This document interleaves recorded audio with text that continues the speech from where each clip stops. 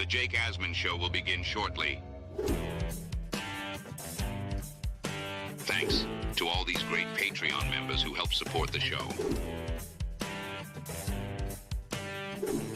Get your super chats ready. Jake will be here in just a moment.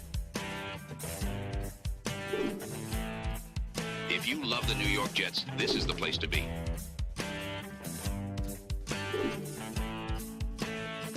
And now, the Jake Asman Show. It is Monday, January 20th, a big day in this country's history. It means the Jets can talk to coaching candidates in person, baby. We'll talk about that and much more. The latest reports on the coach search, the GM search, and more. Robby Sabo joins us. It's the Jake Asman Show. Let's hit it and get it started. Man, our Jets are primed to win another offseason, baby.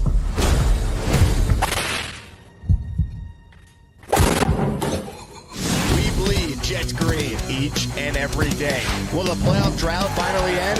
Who's the coach? Who's the GM? Who's the quarterback? At least we have Garrett Wilson. We have Breece Hall. Please subscribe and hit the like button below. Super chat, baby. Cut the line. We have Sauce Gardner. We have Quinnen Williams. Prepare to be underdogs. Now it's time to talk all things New York Jets. It's the Jake Asman Show. Here we go. Welcome in, everybody. Happy Monday. Hope you enjoyed the games this weekend. We got a lot to talk about, and we will be doing our 12th Asmaniac raffle during this live stream. We will be giving away a signed Joe Klecko jersey and a signed Garrett Wilson helmet. Both those winners will be announced during the show. Plus, I'll throw in a replica Super Bowl III ring, and I will be raffling away some prizes from my merch store and a Gustbuster umbrella. So a huge raffle coming up, so stick around for that later on in the show. Joining us right now in his weekly spot is the co-founder of JetsXFactor.com, Mr. Robby Sabo. Robby, happy Monday. Hope you enjoyed the games this weekend, and I hope you're having a better day than I'm sure Mark Andrews is having somewhere. Oh, Jackie Smith, the agony. I mean, contrary to popular belief, I was not alive when Jackie Smith happened, but Andrews, and that was rough. And you got to feel for him. He's in a perfect situation. Like Baltimore tight ends, the way Lamar loves his tight ends, throws, focuses to the middle of the field. He's in the perfect situation. So he was fortunate to drop that one. Is all time brutal. No one will ever forget it. No. And, the narrative's going to be, Lamar, another playoff loss. He's terrible. And it's like, man, he wasn't great in that first half, but he was awesome in that game late and the got to have it moments, and his teammate failed him. He's such a fascinating player. People kill me when I criticize him and I say he's limited. He can't make every throw on the field. And that's just true. The 15 intermediate yard out to the sideline, it's tough for him. It's like Pennington. We saw Pennington. Stronger arm than Pennington, no doubt, Lamar. But what he is limited in terms of those throws, he makes up for and then some in terms of running and scampering and scrambling. So, tough first half, but we're going to touch on this with the Jets. The way McDermott handled Lamar, genius. And that's how you win in today's league. You don't throw the same stuff out there every game, and you got to be opponent specific, and you have to take risks. Romo highlighted it. The full-on slant and spy with Milano on the other side. That is a high-risk, high-reward play for the defense. And normally you don't want to slant unless, it's a run-only situation, high percentage of a run.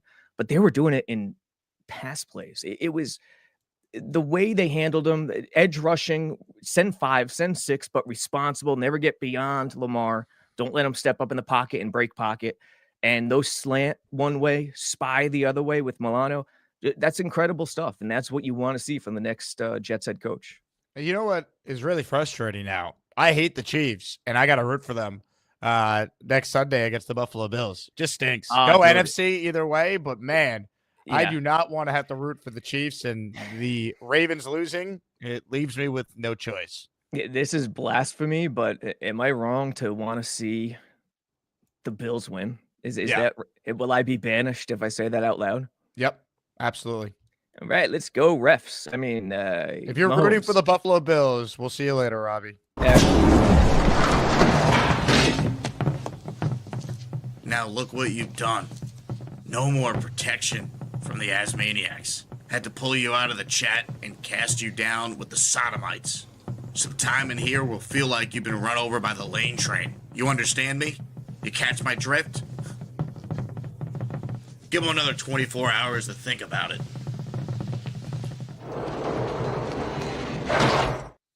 All right, comments, questions, super chats. No show with Robbie. It's over. 5 memberships, and I'll think about bringing him back. No, I'm just kidding. Oh man, you can't root for the Bills, you nuts! I hate the Chiefs as much as the next guy, but come on, man. The Bills, I don't want their fan base, those slime balls, to experience happiness. No way. You're 100% technically correct with all technicalities, but I don't know, man. There's a groundswell, I think, of certain folks who are kind of not as caring as much. We'll say that. Can't have it. Can't have it at all. If you're one of the 315 people in here right now, here's what you could do. You could stop being lazy and subscribe to my channel. I am 5 subscribers away from 41K. I want to hit it during this live stream. So please hit the subscribe button if you haven't and help this channel reach the 41,000 mark. All right. As far as the Jets go, it feels like, given the fact that teams are now allowed to talk to any coach that is out there that has been eliminated from the playoffs in person, things are going to pick up this week. It also feels like this is a week where we are going to see the New York Jets schedule second-round interviews with general managers. Mike Tannenbaum said yesterday that he expects things to pick up this week. Unclear if he's talking specifically about the search he's involved with, but things should pick up this week for the Jets. Rich Cimini yesterday on ESPN New York provided 3 names to watch in the Jets GM search. They have interviewed 15 candidates, and I think the Jets are at the point now where they will pare down this list to a small number and then have a second round of interviews. And I expect that to happen like at any time now. It's difficult to get a gauge on who might be those second round interviews, but just from talking to people, industry sources, the guys getting the most buzz with regard to this are Mike Greenberg from the Bucks, John Eric Sullivan from the Packers, Alec Hallaby from the Eagles. Those are the 3 names that keep popping up the most. Your thoughts on those 3 names there, Robbie? I mean, you got John Eric Sullivan from the Packers, Mike Greenberg from the Bucks, and Alec Hallaby from the Eagles. If they hire any of those guys as GMs, they'd be first-time GMs. Your thoughts on what Cimini is saying there? Yeah, I'm not going to pretend I know a ton about all 3 guys because I don't. I don't think a lot of people do, to be honest. It's tough to spout strong opinions without knowing them and talking to them. But I guess as a general rule of thumb, I think the Packers guy is the lead in my mind. Hallaby, I'm not opposed to Hallaby, and I like his way of thinking, his line of thinking, but I don't want an analytics guy running this show. I mean, you could get away with it in Philly where there are certain support structures like a Pittsburgh or a Green Bay, but I'd rather my CEO type GM be that guy, that manager that manages so many things and oversees so many things. Your idea of them hiring 2 guys, I don't know if it's going to happen. I kind of think it won't. I hope it does. Would be perfect. And in a situation, I'd bring in Hallaby in an instant in that case. I hope they hire 2 people, and that's why this has taken so long, and that's why they've interviewed 15 guys. I hope they hire a director of football ops who's kind of that buffer between ownership and the front office and coaching staff and a GM.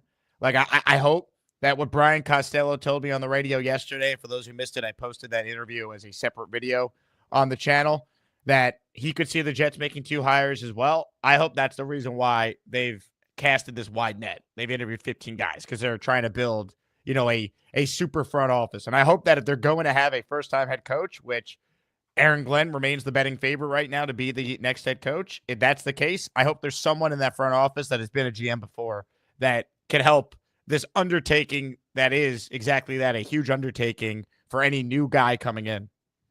Yeah, is Dimitrov still your top guy? Dimitrov would be my top guy for the GM if they hired him, because I know what he is. I know he was a good GM his first go around. I think he deserves a second chance. See, if you look at it in theory, the beginning of the end for the Jets was that setup. It was too bare. Tannenbaum Mangini worked, I think, mainly because, not mainly, but strong support from the head coach and personnel. That was Mangini. He was good. Rex with Tannenbaum, Rex with Idzik. I mean, Rex was up against it with Idzik. It was a cap guy running the entire show with the head coach and not enough support coming from everywhere else. And I think that's the issue. I mean, yes, you still have your personnel department, your scouting, VP of player personnel, but it's not as bulky as other organizations. So I think, to your point, hiring two guys and thinking of expanding it more, just a tad more, would be wise. And right now, I still stick on the frame of mind that I want a personnel guy, I want a scouting guy running the organization like Douglas, but a guy who could understand and have the awareness of today's league and who is the right coach for today's league. I just don't think you do 15 general manager interviews if you're not at least open to the idea of making two types of hires. Yeah, I mean, unless the 33rd team is code for, you got to have 33 memberships or 33 memberships, 33 GM interviews. I got distracted here because Armani AD has just gifted 10 channel memberships. Bang! Bang! Oh. You know, I might as well announce this right now. So we're doing our raffle coming up later this show for the Klecko jersey and the G5 signed helmet. We have done a raffle basically every week since December 1st. This will be our 12th raffle. So we've actually done more than one per week. But our next raffle, we're starting to collect memberships for that. And it will include a signed Garrett Wilson jersey from his rookie year in the NFL. We got the Stitch jersey. It will be signed and mailed to you. That could be Zach Wilson. I don't know. No. It's G-Dub. But if you want Zach Wilson, hold on, Robbie. You got to slip some numbers in there. Here you go, man. We'll see. Hey, I'll send this to you. Get a signed Zach Wilson trading card with his jersey patch. That work for you? Let's go. You know, I'm a master eBay seller. Let's do it. But anyway, that will be the grand prize for our 13th raffle. So Armani, you're in for 10 on that. Appreciate you gifting, and a huge shout out to Nick De Pamphilis, Gangrene Goliath, Zoink Nation, Charleston Jetroo, Papa Jet, KDG Adventures, Freddie McMite, Danette Randall, Chris Bradigan, all receiving channel memberships right there.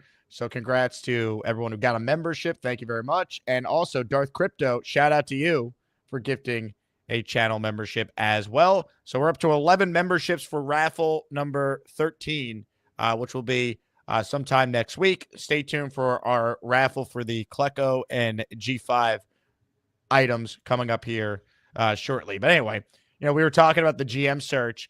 If it is down to maybe those three, I think the name that does intrigue me the most out of those three is Hallerby, because there's a giant unknown on what he is. Like, he's supposed to be like this like new age, really smart analytic guy. But then when Sweeney put out that he's an analytic guy, his people immediately pushed back on it, saying, no, this guy played football in college. I think he was an Ivy League quarterback somewhere. I got to look up exactly where, but basically his people didn't want it to be labeled. He didn't want him to be labeled as some like nerd analytic guy. He's a guy that also played college football as well. Yeah. I mean, look, how wrong could people be in terms of his analytic background and only focusing on analytics? It's possible. It could be wrong because he's relatively unknown. I have heard he played I forget where as well. But Harvard. It was Harvard. So he's a smart dude. I mean, listen, I'm not Grandpa Simpson yelling at the clouds with the analytics stuff in the NFL, but I will say this, and I'll pound my fist on the table for this. It's not baseball. Baseball is a sport where analytics could take over the game and change the game. Football will never be that way. Emotions play too big a factor. So, the Jets have been in the upper tier in terms of using analytics, I believe, at least in the upper half as of late under Douglas. The teams that lead the way are Cleveland. Di Podesta with Cleveland and the stuff they do. Chiefs are on the lower end. I mean, it doesn't match up with success, in other words. So while I like analytics, let's just keep it as a tool. And if Hallerby is truly that well-rounded guy and he's great with personnel, hey, I got no complaints. Ladies and gentlemen, Beastbreaker has apologized. Jake, I'm sorry about the rap bleep, but I hate the fake Jet fans on here. They need to learn discipline because they are soft. Beastbreaker, we appreciate the apology. He was on the show with Cheats Fan, and he was rapping, and he said a word that you just can't say, even if you're saying it in a song lyric. Was it from like a DMX line in the 90s, or was it an original bar? No, I believe it was a Master P lyric. Oh, dude, he's going all the way back. Yeah, it was old school. Yeah, he's an old school type fella. I've gathered based on what's behind him in the room and his late 80s WWF promos. Yeah. Beast hasn't been on the show since Thursday. He's been on probation, but we're a society of second chances. So Beastbreaker has now apologized, and I think that opens the door for his potential return. Robby, your thoughts? Break those walls down. Beastbreaker, Jericho was my guy, so break those walls down. Ladies and gentlemen, not only will we have a raffle during the show, but it's possible for the return of Beastbreaker as well. So stay tuned for that. Darth Crypto with a super chat. Happy MLK to all. And we definitely have to pull for the Chiefs next week. Agreed. I don't like the Chiefs. I will be rooting for the NFC regardless of who wins the AFC title game in the Super Bowl. But, I mean, I've seen the Chiefs win. I can deal with it. I can't under any circumstance accept the Buffalo Bills reaching the Super Bowl. No way. What if you brought on a guest on a Monday on MLK Day that picked the Bills to beat the Packers in the Super Bowl before the playoffs started? I don't know. Maybe. Could I? Should I? I don't know.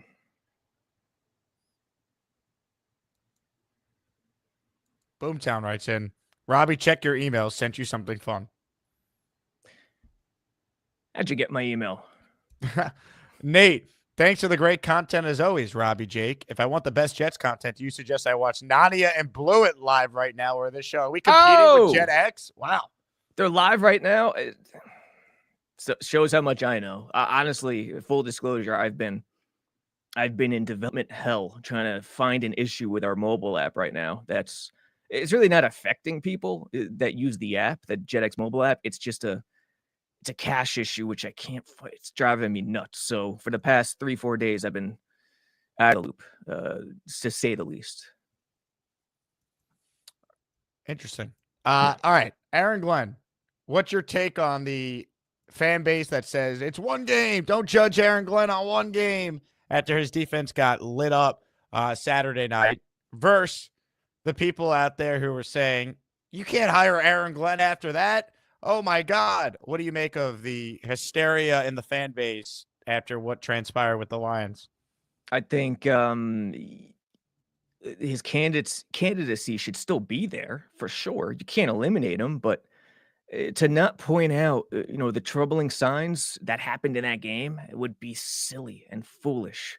The number one thing we're trying to avoid in Jets land is hiring a coach that just doesn't get today's game. We got to think about it. Think of Rex as the line of demarcation, like a certain guy named Jesus from 2,000 years ago. BCAD, BRAR, before Rex, after Rex. If you look at the yards per game in the NFL, the top 10, top 15 are all from the past 15 years. The game has changed drastically, and with it, the Jets haven't changed. And that's the biggest problem. And Rex has been that line of demarcation. In 2009, 2010, did tremendous job, but the game kept getting further away from his core principles. Glenn, he's been under Campbell. He's been alongside Ben Johnson. So I know he gets it. Would he put it into practice? Hopefully. I want to see innovation. You can't get captured by the motivation, by the emotions in the interview. Like on one Jets drive, we heard from Christopher and Douglas being all hyped. Oh, we just knew Saleh was the guy. We looked at each other. We knew he was the guy. Why? Because he sold you a bill of goods. He got you hyped. He made you want to run through the wall. Yes, motivation's key, but they're missing the innovation part. And some of the things Glenn did yesterday are troubling. They started out in a lot of zone. They stopped Washington on the first drive with that zone. It was a good game plan. Play soft, bend but don't break, red zone defense. That's what today's NFL is. But then eventually, and I know guys got injured, but eventually they started playing man on every critical down. And all Washington had to do was run a man beater with an RPO and cut it up. And what were they? Perfect on fourth down, other than that first drive. So there's things that concern me in terms of perhaps he's not as versatile as we thought in terms of a head coach. Let me say this about Aaron Glenn. I think he's a good candidate. I understand why teams are interested. But I'm not quite seeing why it's a slam dunk. The Jets need to hire this guy. Like, there's this idea coming from many in the fan base. He's the guy. Hire him. And I'm just asking, why is it a slam dunk? That's my question. I said this on the radio yesterday. What's the argument for Aaron Glenn over Josh McCown that's that strong? Like, because Aaron Glenn has more coaching experience? Okay. I mean, Josh McCown was a player for 18 years at quarterback. Has been universally praised for his leadership skills, is obviously an offensive-minded guy. Like, you told me Josh McCown was the head coach and Doug Peterson was the offensive coordinator or Super Bowl champion coach. Like, that to me could be better than Aaron Glenn and whoever he might hire as his OC. Yeah. I'm just saying, I'm not even saying I want McCown. You guys know my thoughts on hiring someone with experience. I want Brian Flores. Of the guys the Jets have spoken to, they haven't spoken to Mike McCarthy, so I can't say hire a guy they haven't even interviewed yet. They haven't spoken to John Gruden or Pete Carroll, so I can't say hire a guy they haven't interviewed. They haven't spoken to Cliff Kingsbury. I can't say hire him because they haven't spoken to these guys. So I want to make it clear, I still like Brian Flores the most if I'm making a pick, but I'm not understanding why there's this rush to hire Aaron Glenn when, I don't know, I'm intrigued by McCown the more I think about it, because at least he's an offensive-minded guy who played quarterback, and I'm looking at Kevin O'Connell having success. I'm looking at what Cliff Kingsbury's doing as an OC and a former head coach. He's another former quarterback. A lot of times, backup quarterbacks end up being pretty good head coaches. Frank Reich had a really good run for a while. Jim Harbaugh's having a lot of success with the Chargers. Like, Sean McVay was a quarterback in college, didn't play at Division I, but he was the Heisman winner at D3. Like, a lot of head coaches are former quarterbacks. So the more I think about McCown, I go, I'm more open to it than I originally was. I'm just throwing it out there. I don't think Aaron Glenn is this lock, sure thing. We got to hire him at all times. I think for a lot, it's that Glenn is a former Jet. I mean, let's be honest, that the emotions that go into that, I think for the pro Rex people, most of it was that he used to coach the Jets. Would Rex be a candidate if he had not done that? Probably not. Glenn, not all of them, but some, because he used to play for the Jets, gets that edge over Flores. Some just like those leadership attributes, and I could see that too. I see it. But yeah, I mean, Dan Campbell, he was a tight ends coach before Detroit hired them, and their fan base was up in arms. I'm telling you, Jay, the best sign would be the Jets hiring someone where the fan base is losing their minds. That's the best sign of a percentage, a best possible chance for it to work out. Someone other than the Gase category, because no one liked that one. So who would that be? Would that be McCown? Would that be Arthur Glenn? Smith, probably. No. That's the Gase category. But I'm saying, the Gase category. Who would be that example of the non-Gase category? Fans wouldn't like it, but it could work. I think McCown. I think there would be a lot of stuff with McCown. There would be pro McCown people, but I think there would be a huge anti-McCown crowd. Based on experience, and you could see something happening in the opening press conference, like a Nick Sirianni or Kneecap Campbell, where it magnifies it. But yeah, I mean, listen, Campbell, tight ends coach, Andy Reid, quarterbacks coach, never a coordinator. And don't forget this, McCown, how many years did he play quarterback? And for how many coaches? And for how many organizations? He's learned a thing or two. I think he'd hire a good staff. I have more faith in McCown putting together a staff necessarily than Aaron Glenn. At least McCown is an offensive guy who's been in all these systems and has all these relationships around the league. Yeah, and I'll shout out Nick Faria. He mentioned it, and he's dead right. It's easier to hire a DC, a strong DC, as opposed to a strong OC in today's league. It's just the way it is. It's just the way it is. I saw, someone counting up, and I put this in the article, the last 5 Super Bowls, the 10 teams, every head coach was offensive minded.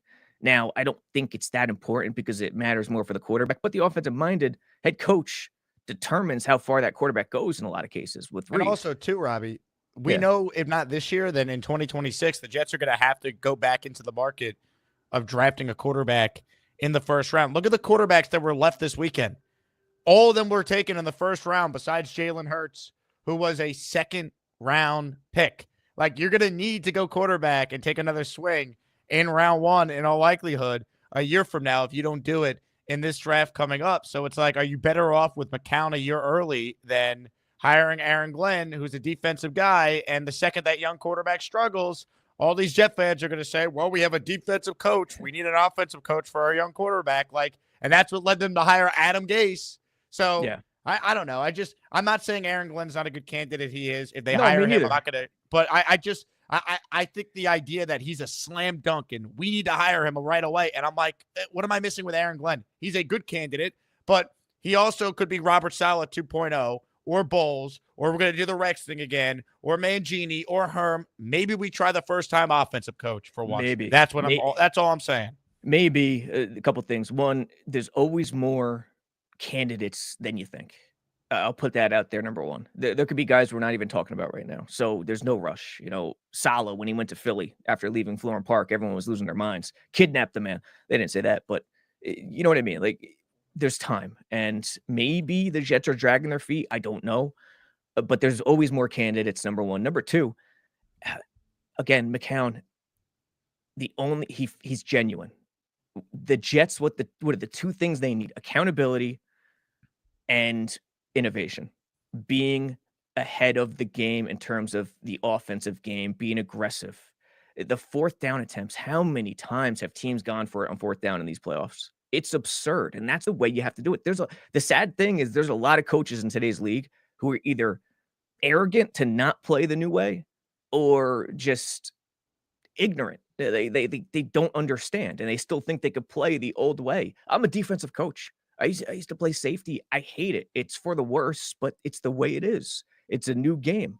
The only question I have about McCown, he's a genuine dude. I think he'd be a good leader. Is he mean enough? We talked about it. Will he hold guys to account, or will guys run over him? In a perfect world, if they hired him, I would get a good cop, bad cop type situation with a mean DC. You got to be mean. You got to be angry. Yeah, dude. I'd want a taskmaster type DC with McCown, and coaching staff that's really fiery if they go that way. Did you get the movie reference I just made there? No, say it again. You got to be mean. You got to be mean. You got to get angry. Got to get angry. No. First one in the chat to identify it gets a shout out right away. Let's see. See if we have any fans of one of the great comedies of the 2000s in the chat. Rich says hit the like button. 2000s. He's right. Got to be mean. Got to be angry. Rico the Pup Longest Yard? Rocky. Nope, not Longest Yard. Good guess, though. Yeah, I could see Stone Cold or someone. Dorian nailed it. What is it? Dodgeball. Oh, how do you forget? It's when Patches O'Houlihan says to God, what's the guy's name in the movie with the glasses? The nerdy guy. You gotta be mean. Yeah. Gotta get angry. Is he the one that got hit with the wrench? No, that was Justin Long. That was Justin Long. Yeah. Great actor.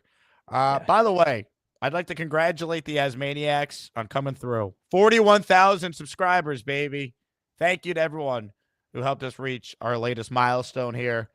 We have the largest Jet platform on the internet, and that's because of you guys. So thank you to everyone for your support. 41K, baby. 41K. Let's go. Yeah, man. And the well-dressed Armani, what is it, Armani AD? Armani the well-dressed Armani AD got the party started early. He did. And you know what? I think let's do the raffle to celebrate 41K. You ready for this, Robbie? Let's go. You ready to be a part of it? Let's go. The magic of an Asmaniac raffle. Yeah, just don't set it up this time. Don't rig it, please. I would never. It's all All right. transparent, baby. Okay. How do I know yeah, it's transparent? Watch. You and Mahomes hanging out last night. I know. You're on the straight and narrow. I get it. You're gonna see it, man. It can't be rigged if Mm. if it's done live. All right, Mhm. watch this, everyone. Let's set it up here. All My right, mama didn't raise no stupid children, Jake. ladies and gentlemen, I have on my screen and your screen as well the wheel of names. We have for this raffle a record 599 entries. You could shout out the Asmaniacs for that one. You ready for this? Can you feel the magic? Yep. Happy Gilmore. Oh. All right, here's how this works. If you gifted a membership over the last week and a half, your name is entered here. All right? I'm going to shuffle the names. Everyone can watch this. The names are now shuffled. 599 names, all shuffled up on this random wheel of names. And ladies and gentlemen, we're going to be raffling away the 2 big-time prizes, plus the Super Bowl 3 ring. I'm going to start with the Klecko jersey because the Klecko jersey cost me more than the Garrett Wilson helmet, and thus I think it's the bigger prize. So, Klecko signed jersey. That is prize number 1. You see it up on the screen. Here we go. The winner is spin the wheel, baby. Here we go.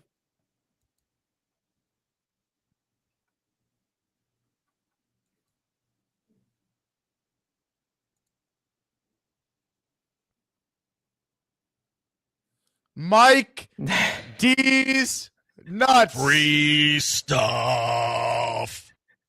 Ladies and gentlemen, in honor of Mike D's Nuts winning the Klecko jersey. These nuts.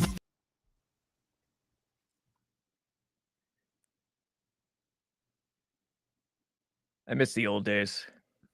He's won. And we're going to remove all of Mike's names now from the raffle because he is not eligible to win the Garrett Wilson signed helmet.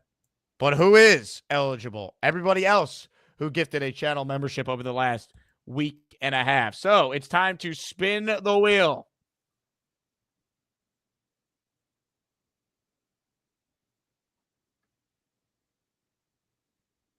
And the winner is the Hamburger. How about that? Hamburger had, I think, under 10 entries total. And he's coming away with the Garrett Wilson autographed helmet. Congrats to the Hamburger for coming through and for being our second winner of the grand prize. But we're not done. Ladies and gentlemen, a replica Super Bowl 3 ring, a Joe Willie Namath replica Super Bowl 3 ring that I have right here. That is also on the line today on the show. So it is time to spin the wheel for prize number 3. If the wheel would spin. Here we go. Oh, you guys can't see it. Hold on. Hold on. It's spinning. Fixed. There it is. It's spinning. The big fella is the winner of the ring. Congrats to the big fella. I will make sure that this gets sent out to you in the coming days. All right. We're not done just yet. Let's do another winner. This one will be a Gusbuster umbrella. Here we go. I got mine. Winner number 4.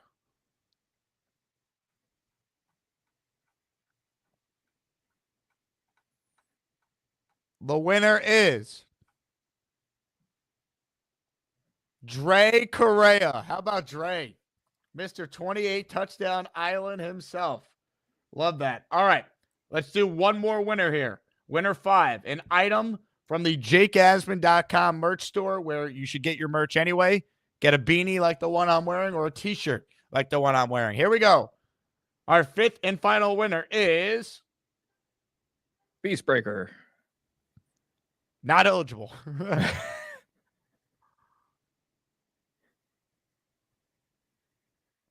Jorge Hey. Perez. Hip, hip. Jorge. Jorge. Congrats to Jorge. All right, those are the winners. Dre, Jorge, wrap up our top 5 from this point forward. All raffle entries go towards our next giveaway, which grand prize includes an autographed, authenticated Garrett Wilson stitched jersey. What is that? Looks like Grandma signed it. Let me see that signature again. Yeah, it says Grandma, Gma. All right. That's just Garrett's thing. You could tell because here's his signature on the signed helmet. Same style. Listen, in all seriousness, it's not a bad signature. I got to give it to him. You can tell it's him. That's all I care Yeah. about with his signature. Can you tell it's that athlete? Jorge, you're a Yankees fan. I mean, the whole core 4 thing was absurd, was it not? I miss it. I miss it very badly. I miss it too, but come on. Like, how can you have a core 4 without Bernie in there? Bernie should be a part of it. I agree. It's, listen, I love those teams. Stick Michael and Buck made it happen. Let's be honest. George is a great owner, but, they made it happen building those teams. But, the core 4 thing, I don't know. I hate how it got legs. Ladies and gentlemen, thank you to all for being a part of our raffle. Bo is in on our next one. How about a 5 spot of channel memberships? Yeah. Yeah, here we come, baby. Here we come. Here come the Jets, baby. Awesome. All right. Shout out to you, Bo. If you got a membership, thank Bo. Let's get to a couple super chats here. Big fella writes in, Glenn had 13 guys injured, and the offense had 5 turnovers, including a pick 6. What was Flores' excuse for getting smoked? Can't judge one game. I'm not judging one game. I'm just simply saying that Brian Flores, of the guys they spoke to, remains my preference because Brian Flores has been a head coach before, has coached in the AFC East, and he had 2 seasons where his team went 10-6 and 9-7 without great quarterback play or a great roster. I know he had his flaws. I think he's learned from it, and I'm willing to roll the dice on him getting a second chance before I'd hire another first-timer. That's my personal opinion. It's interesting when comparing the two. What's Flores' excuse? Nothing. I mean, if you look at that game, McVay smoked him. McVay is the template you want as a Jets fan, as head coach. Flores loves blitzing on early downs. So what does McVay do coming into the game? Oh, we're going to run the ball, establish an identity. But no, they throw the ball 9 out of the first 10 plays, 17 out of the first 19 plays. And I think it finished 21 passes to 4 rushes in the first half and smoked them. And why do they do that? Why pass on pretty much every play? Because Flores blitzes on early downs to try to set teams up in 3rd and longs. So if you try to run it and you try to be hard-headed, you're just playing right into his hands. Flores adjusted as the game went along. He got smoked. Glenn had injured guys, no question. But Flores, if you think about it from Miami, he had Fitz, he had Tua. He picked Fitz. Fitz is a gunslinger, let's be honest. So I think Flores, he proved he's not afraid to push the envelope offensively in terms of, quarterback play. There's some questions there in terms of how conservative he was with Miami. But then on the other side, Glenn's been with Campbell and Ben Johnson, the most aggressive guys who get the game today, understand the game. McCown with McConnell. McConnell was under McVay. I saw Joe Brady in the comments. Brady, excellent candidate. I'd be in on him too. And Liam Now Cohen. I can't even talk to him until next week. True. But, just as an example, like the forward thinking, trying to play to today's landscape is such a crucial, and accountability. They're 2 different things, but they're so crucial. Which guy fits those 2 boxes most? And that doesn't eliminate defensive guys at all, but fair. Flores got smoked by McVay too. Ladies and gentlemen, South Philly has gifted a channel membership. South Philly, congratulations. By the way, $20 super chats still get 5 raffle entries if you're watching on the phone, and it's not letting you gift a channel membership or get yourself your own management. City Burt, super chat, cuts the line. 12 men on the field, 4th and 2 is a discipline issue. Can't have another head coach with discipline and quality control problems. Quinn is a Super Bowl head coach in his CV. Is a CV a resume, right? It's a good You're question. saying Quinn has a Super Bowl on his resume, I think. I think so. I think so. It's interesting. Imagine the Jets hired Dan Quinn. The uproar there would have been. Yeah. There's an example of And everyone's going to say, oh, he's got Daniels. He's got Daniels. It doesn't matter who the coach is. Yeah, it does. I know Matt Ryan was good too, and he got to the Super Bowl. And if not for Brady, he'd have a ring right now. But Quinn is a hell of a coach. He's kind of like the McCarthy on the defensive side of the ball to me. So again, if they were interested in McCarthy, and here's the other thing, I forgot who said it. Maybe it was Hughes on the Fan, but there's a lot of situations where these guys are just not interested in the Jets, and it doesn't get leaked. And the Jets, it seems like the Jets are not interested in them.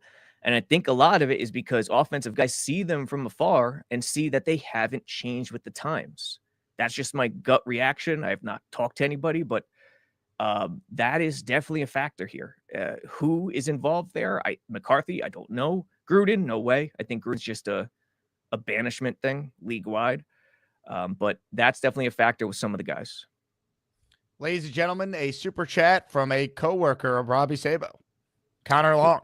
He says, McCown head coach, Lovie Smith, Mike Pettin, DC, Peterson, OC. I like Dougie P as the OC.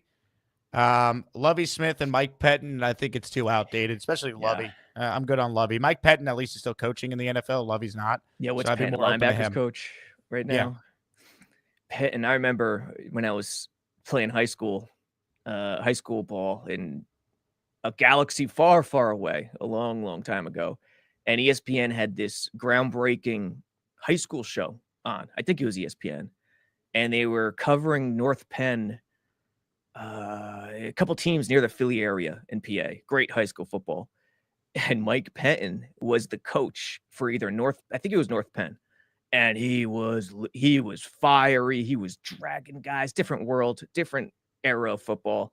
And then next thing I know, he's Rex's DC. It's just insane, that transformation from him moving from high school and watching him climb through the ranks. Always loved Pettin, but I think he falls in the traditional category where maybe he hasn't fully adapted to today's league.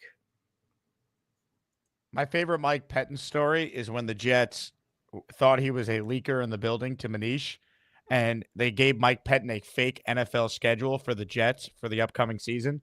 And Manish had it, but it was a fake one. And so they knew that Pettin was the leak.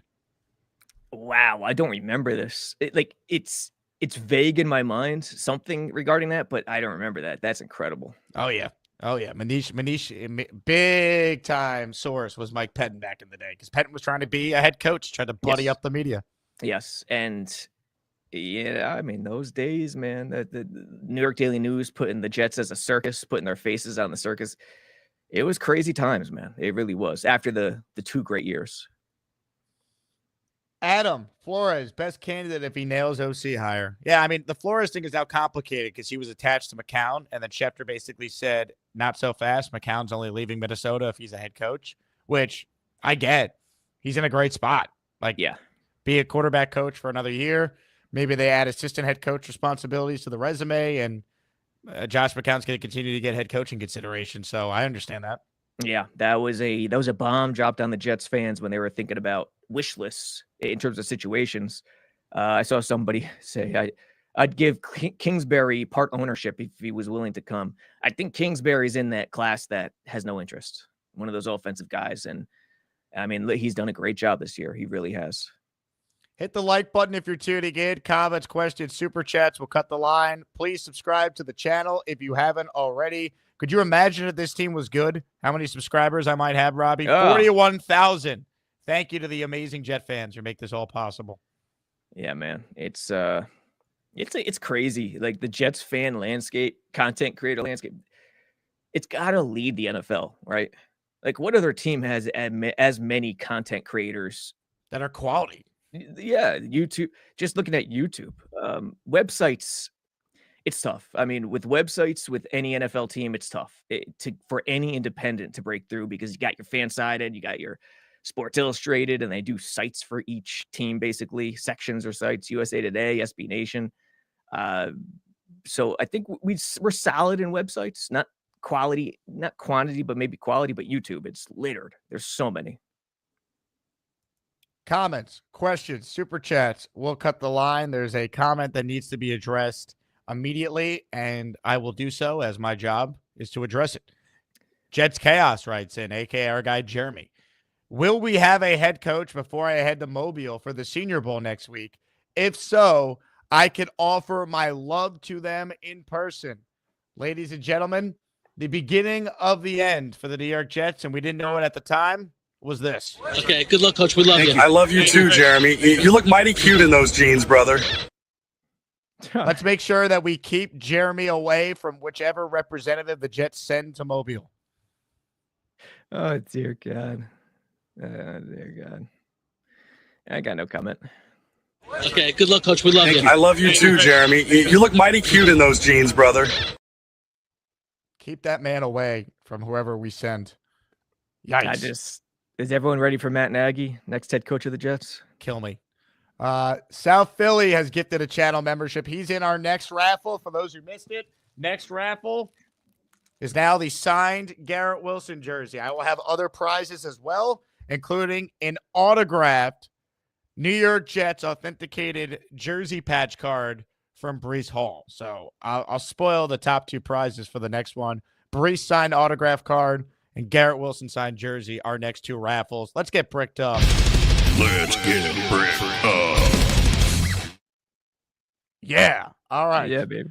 Yep. Nate writes in, if the Jets had a season we all thought, Ulbrich would be as hot as Glenn in the head coaching cycle. Both fiery former players as DC, who guys love to play for. I agree, and I like Aaron Glenn as a candidate. I'm simply saying, why is it they have to hire him over, one, someone with experience, and two, Josh McCown, who's offensive-minded and played quarterback in the league for 17 years and was basically a player coach at the end of his career anyway. So I'm just saying, like, they could hire Glenn, that's fine, but why is it Glenn, no-brainer, got to hire him, and, like, McCown, oh, you can't do it? Like, I'm sorry. We've tried the first time. Defensive-minded head coach a lot. Maybe we swing big with the offensive-minded coach for once. Just throwing that out there. It's a different world. It's like we still live in this world with media where it's the wild, wild west, where the internet and, guidelines and laws and regulations, we're still trying to work it out. Same thing with the NFL. It is, it's a different game. I can't stress that enough. It's so different. Defensive guys are winging it. They're trying to figure it out on the fly. But all I know for sure is defenses can no longer win you a Super Bowl. They don't do it. It's impossible. And if someone cites the Chiefs, I'll lose my mind. Yeah, they have a great D. Spags does a good job. But they're not doing anything without Mahomes and Reed, period. They're still a threat offensively. The defense complements the offense in today's league, period. The red zone D is the cream of the crop. It's the king. And, any coach who comes in preaching physicality, all gas, no brake, stuff where emotions and motivation and physicality, and we're going to do what we do. And if we do it, no one can beat us. No gas, all ass. Yeah, they're done. Any type of stuff like that, you're done with. Motivation, physicality, yes, it still matters in the league, but not nearly as close to what it used to. So you got to put guys in better positions. That's the name of the game. Fiore with a super chat. If it's Glenn, I hope 8 and 17 are back because I don't think we are a rebuild, but Costello made me believe it's more likely no than yes. Will be tough for Glenn. A punt season in year one. Will fans be patient? No. Fans will not be patient. I already know this fan base is going to be livid the second this team starts losing games next year. If they move on from Aaron and Tyrod's the bridge and they're losing games next year, there's going to be fans rightfully pissed off. Yeah, and I saw here, shout out to Alon. Yeah, CB West. Penn was North Penn's coach. His dad was the CB West coach. That's why that series was so awesome that I mentioned with Mike Penn. But Glenn, Jets fans forget when he retired as a Houston Texan. Do Jets fans remember that? Like when you retire, you don't have to retire with anyone. He played his most years with the Jets, was drafted by them, yet he retired as a Texan. He loves that area. He's from that state. He played at Texas A&M. Yeah, played at Texas A&M. Saints. I saw someone in the comments put the Saints. It's not a guarantee. I don't know this Glenn runner stuff. I don't know how true it is. Maybe it's true, but it's no lock that he wants the Jets number one. If Jerry wants him, who knows? He was number one. You got that reference? He was number one. No, First person to get that reference gets a shout out in the you're chat stumping me right now. You're stumping me today. I'm giving you a little dodgeball quote, and I just quoted an all-time cartoon that a certain generation will know. Sean got it. One. SpongeBob. Nice job, Sean. But I never listen. This is on my resume at the top. I have never seen an episode of SpongeBob. Ever? I come from a different world, I guess. Ren and Stimpy was my thing, and old school Looney Tunes. I think those were the two. You've never seen an episode of SpongeBob? I mean, listen, maybe I was in the room where it's on in the background, but in terms of like focusing in on it, I don't think so. Wow. I don't think so. Strong. I'm an old fella, Jake. I'm an old fella. Ladies and gentlemen, Dre has gifted 5 memberships. Dre, I hope you were watching earlier. You won a Gusbuster umbrella as part of our 5 raffle winners earlier in the show. Dre, this is for you. Now there's a gas station over here. I'm gonna go get some pizza and see if they have any butter to put on it.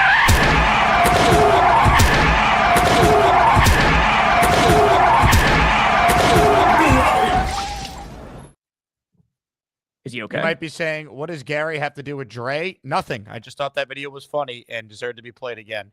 Ladies and gentlemen, we have Dre's 5 channel memberships that were gifted, and according to the YouTube technology, here are the 5 people who got them. J-Boy, Jet Up Buttercup, NY Jets Florida, that's Ted who stirs the pot, Eric Barty, Kyle I Hate Beastbreaker Clifton. Oh, for real? Oh, he can't stand them. I think those are the 5 right there. At least that's what YouTube is showing me. Have they've been on together at one time, or no? Has that not happened yet? Maybe briefly, and Kyle had a stroke on the air, so I don't want that to happen again. That wouldn't be good. I do have a message from Beastbreaker that I wanted to read and get your thoughts. He says, I'm hungry to roar and prepare for long live the jokes on here. Be afraid of the king. I'm coming to get you. Oh, he's the cat uppercase guy. Is he really the uppercase? Listen, Beastbreaker, I love you because I know you know your 80s WWF, and I know you've seen Ren and Stimpy. You probably have it on right now, but don't be the uppercase guy. Come on now. That's the Bobby Midnight typing in all caps. Oh, he does that too? Yeah, it's the worst. Damn. You hate to see it. Bo checks in. I see everyone's point in being skeptical about Glenn. I don't blame anyone for that, but one thing makes him stand out. He bleeds green just like us. What does that do? I get it. All right. He was a Jet. He was a very good Jet. That's not why I'm hiring him over Brian Flores. So that can't be the reason why I'm choosing Aaron Glenn over Brian Flores if it comes down to those two, hypothetically. It's that's one of those traps. That's one of those traps. He bleeds green. He used to play for the Jets. He's familiar with the organization. It's, again, man, he played under Leon Hess. It was Hofstra. He's not familiar. It's a completely different world. Holding the players accountable, leadership is one bucket, and the other bucket is innovation and understanding today's game. And I don't care about anything else. Those are the 2 things. Period. That's it. Kakuka Lake Jet fan. If McCown is the head coach, would Reich or Peterson, OC, experienced coaches, make you more relaxed about the hire? I wouldn't love Reich as an OC. I wonder if his offense is dated. But could he be an assistant head coach and quarterback coach? Would he do that for his buddy McCown? I could see that. Maybe. And having a veteran staff, I mean, I know it's been painful for Jets fans. I hear you. And when I was a rabid Jets fan myself, was the Rex greatness years, 2009, 2010. Those staffs were so effing good. Callahan, a Super Bowl head coach, was the offensive line coach. People know this and they say it, but I don't think they fully grasp how great of a situation that was. Bob Sutton, they had Anthony Lynn, they had so many different guys, and Schottenheimer was good too. I mean, well, that was smart what Rex did too, right? He brought in some of his own guys, but he kept a lot of that stuff. He kept Callahan, he kept Schottenheimer. Was Westhoff there before? Yeah, Westhoff was there with Mangini. Yeah. So Westhoff was there with Herm too. That's right. So listen, building the staff is a huge part of it, a monstrous part of it. And can McCown do that better than Glenn? I don't know. As you guys could tell, I am very non-committal on who the guy is. I just don't know. It was Glenn. My perfect dream scenario was Glenn at head coach, McCown at OC. That's not going to happen. I would have been cool with Flores and McCown combo. Now that McCown won't be OC, it makes me very, very non-committal. I don't know. I think hopefully this week I'm going to come to a firm decision, but I just don't know right now. Jojo checks in. Jets either swing for the fences, Joe Brady or McCown with Hallerby. Joe Brady, I like a lot. I wish they have already interviewed him, though, because now they can't even talk to him until if the Bills go to the Super Bowl, the bye week in between, or if the Bills get eliminated until the following week. So I don't think Brady's getting the job. I think maybe he turned them down because I feel like with them interviewing everyone, we would have heard if they've interviewed Brady by now. I don't think they're going to talk to him. That would be my guess, too, that he has no interest being in division and seeing from afar that they're stuck in ancient past. Someone mentioned, what are my thoughts on Becton's play for the Eagles? Listen, he's a mauler. He's a beast in the run game. They moved him to guard, something that was unfathomable in Jets land. Move Becton to guard. No, you can't do that. The Eagles do it because they get the game today. And he had a mishap on a pass protection that led to the fumble, I think, for Hurts. Sack fumble. I forgot if he fumbled or not. But so he's hit or miss, and they've done a good job with him, I think. Well, here's what I would say about Becton. He put down the cheeseburger and actually was motivated and was willing to play a different position, which he gave the Jets a hard time about in the first place. He's playing guard for them, not even tackle. Yes. Yeah. Listen, Becton was his own worst enemy here, no question. But at the same time, I got to give Philly credit for getting him on the straight and narrow. Coaching, it matters. It matters. Now, if he falls back to same habits next year, maybe it was just a outliner where new team, new environment, he's ready to go. But if he keeps it up next year, then okay, you give more credit to the coaching. He's not perfect. He messes up pass pros at times, which we saw yesterday. But yeah, good job. Good job this year. Ladies and gentlemen, even if you don't like Beastbreaker, there's a comment here that I think will win over many in the chat. He writes in, Alan, you're weak. Love him or hate him. He makes a salient point here about Alan. Good job, Beast. Beast, tell us, you watched Ren and Stimpy, right? Just please let me know so I can sleep well at night. Because if you haven't, it just destroys my whole worldview. I got to be honest. Ladies and gentlemen, more super chats here. Ryan checks in with a super chat. We need a head coach that can handle the Asmaniacs like Saleh did with Neil, V-Man, and Lowski in the presser clip. Happy Monday to all my fellow Jets brothers. Do you think that the Jets are considering a coaching candidate, Robbie, that specifically can deal with some of the Asmaniac callers of this show? Maybe, maybe not, but I'm seeing here, and someone could confirm it. NYJ Matt on Twitter, our friend, has a picture of Woody at the inauguration today. So Woody is there. He is there. So maybe no interviews today. I don't think there's going to be much progress today. I'm glad we have our priorities set in these interview processes right now. Oh, what's boy. Another day? Oh boy, there was so much optimism coming into this search. What has happened? What has happened? Yeah, there's no confidence right now from anyone. We'll see what they do. I'm going to withhold judgment, but you know, we got to be at the inauguration. We can't be trying to hire a GM and coach for a team that hasn't made the playoffs in 14 years. Oh man. Joe, hey, Joe B. Let's see. I would wonder how he would react to this, knowing his political slants and his Jets fandom. This is gonna be a tough one for him. Oh, Joe probably loves it. He'll be like, I love Woody, but the reality for things that don't have to do with football, but bro, are we gonna hire a coach or a GM? What's happening? I am watching the next edition of Oh the Pain. There's no question about that. Little plug, Oh the Pain podcast. Hit the like button if you're tuning in. Comments, questions, and super chats. We'll cut the line. You heard Ryan bring up that famous Saleh press conference.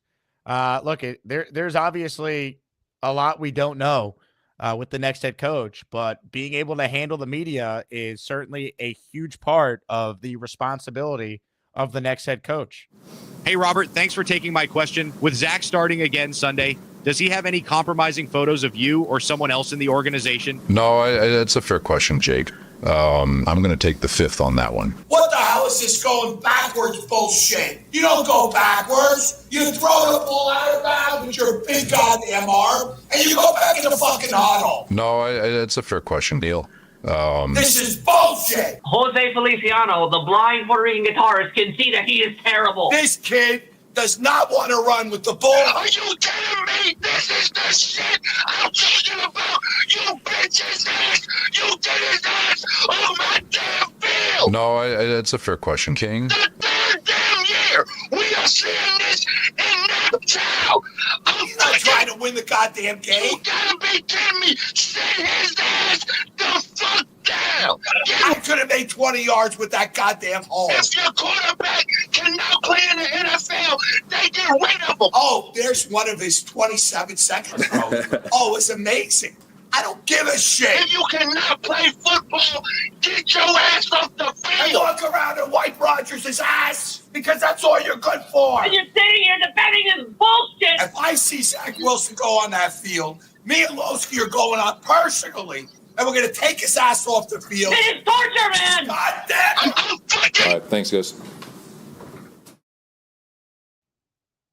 I mean, these are the type of things that a head coach is going to have to deal with. Can you handle Neil, V-Man, King Lowski at a press conference? Yeah, it's so true. I wish I was there. I was not there for that Rodgers intro presser. I wish I was there now to see the which bodies your Gator replaced with those faces.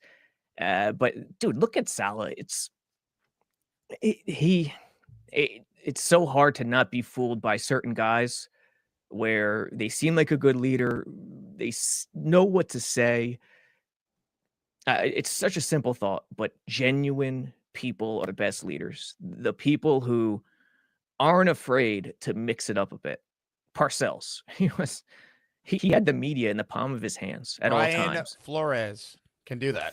Flores could do that. Absolutely. I think McCown, there's questions about McCown, but in terms of his genuine nature, to me, he was born to coach. He is a born leader. He was born to coach, not play, but to coach. Salah was just never that genuine, totally genuine guy. It was always off script. Herm, not off script. This dude was threw his hands up. I mean, you play to win the game. You need that. And if I'm Woody, that's the part of the leadership accountability bucket that I'm looking for. He's got to be genuine and unafraid to show emotion. I hate this team. I hate them. I hate them. And Joe B would fit that category, actually. Imagine Joe as the coach of the Jets dealing with the media. Oh, the reality show heaven. I mean, my God. I still think my favorite take in the history of this show is Fireman Ed suggesting that they need to build an outhouse for the Jet beat reporters at the facility. An outhouse? It was completely serious about this. You'd be in an outhouse, Robbie. You'd show up and you would not be allowed in the actual facility. You'd be in the outhouse. Oh, so it's just not like, for the WC, as some people call it. It's not just for the bathroom. It's permanent residence at the facility. Yeah. Oh, geez, that's not good. That's not good. Now, dude, listen, they just need to hire the right people. That's it. Hire the right people, and you don't have to worry about that stuff. Wouldn't that be nice? Yeah, wouldn't that be nice? Hire the right damn people, and stop worrying about what anyone else has to say. And I'll give Joe and Robert, I'll give Salah and Douglas credit in the fact that some people will disagree, but the circus left the town when they came, especially when the two of them came. The leaks, it didn't stop, but they were drastically cut down, and they were doing things the right way, and it was more mysterious. It was more mysterious, like the Mangini regime, where he had everything on lockdown. Unfortunately, it wasn't enough, and towards the end, it got pretty bad. Super chat from NYJ. This is a raffle entry for NYJ. Appreciate you, NYJ. You're in the raffle for 5 with this. Robbie shows from back then, Ren and Stimpy, Rocco's Modern Life, Doug in Our Real Monsters. Salute your shorts. Salute your shorts. Maybe Woody is at the inauguration because he believes the next head coach is on Capitol Hill. Maybe J.D. Vance, who is a football fan, will replace Joe Douglas. Maybe not as the head coach, but in the front office. Robbie, your thoughts from one J.D. to another? Yeah, J.D. Vance will be the head coach. Marco Rubio, special teams coach. Elon could be the analytics dude. Honestly, could Barron Trump be like a tight end? He's so tall. What is he, like 6'8"? He could be the tight end or just the field goal post. Just have him put his arms up. You'll be good. And Ren and Stimpy. What show? Oh, Hey Dude. Hey Dude was another one on old school Nickelodeon. So yeah, there was some good shows on Nickelodeon back in the day. Ren and Stimpy. If you look at that show, there's some. I can't believe it was a kid show. To be honest, maybe that's why my generation's so whacked out. I love Rocko's Modern Life. I watched that show. Yeah. You were a Hey Arnold guy? Hey Arnold. Yeah. The Arnold, the cartoon, Patty May. No, that was Doug. Patty Mayonnaise. Football head? Yeah. Okay. So Rocko's and Hey Arnold was a little past my childhood prime, but I remember them. It was more Doug, Rugrats, Ren and Stimpy, and Salute Your Shorts and Hey Dude. Love it. Yeah. Old school. Robbie, final comment. I'll read to you here. You ready? Yeah. Beastbreaker says, Jake, I want the GM role. I would make the Jets champions. How would you feel about Beastbreaker for GM?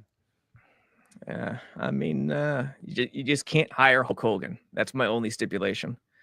If Macho Man was still alive, I'd be down for Macho Man. Rick Rude, same. Mr. Perfect, same.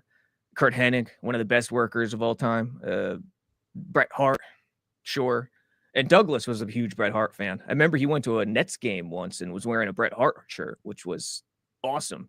He took a picture with Will Parkinson's brother at that game. He what? Yeah. Will Pa's brother took that picture with him that revealed he was no wearing kidding. That I shirt. didn't know. We did a story on that. I couldn't. We tagged him in. We shouted out his Twitter account. I didn't know it was his brother. But yeah, no Hulk, no Hogan. That's the only stipulation. Zoink Nation says, please put my Lord and Savior Beast on the show. Should I take a Beastbreaker call with you, Robbie? Can you handle it? Let's go. Beastbreaker. I'll always talk to Beastbreaker. Look, for those tuning in, Beastbreaker has issued an apology. He said, I'm sorry about what I did, but the fans who hate me suck because the fans on here are bots. Oh. So he has apologized. And he also wrote in, Jake, I'm sorry about the rap stuff, but I believe the fake fans on here need to learn discipline because they're soft. So, look, he's still on probation. Obviously, there's still a bounty, 10 memberships or a $50 super chat, and it ends. But for the first time since Thursday, I think it's time to say hello to the Beast. Are you okay with that, Robbie? Let's go. I just saw Bobby Heenan shouted out in the comments, so that's perfect. Let's go. Ladies and gentlemen, it is time to unleash the Beast. You know what time it is? A Beastbreaker 666. I'm gonna take my fist and shove it up your ass, and then he gotta go.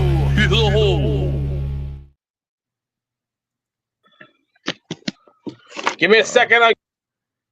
Beast? What's going on there? What time is it? Do you know what time it is? Beast time? Read that weep right there. Go Knicks. Big one today. Knicks time. Yep. I better see our boys better.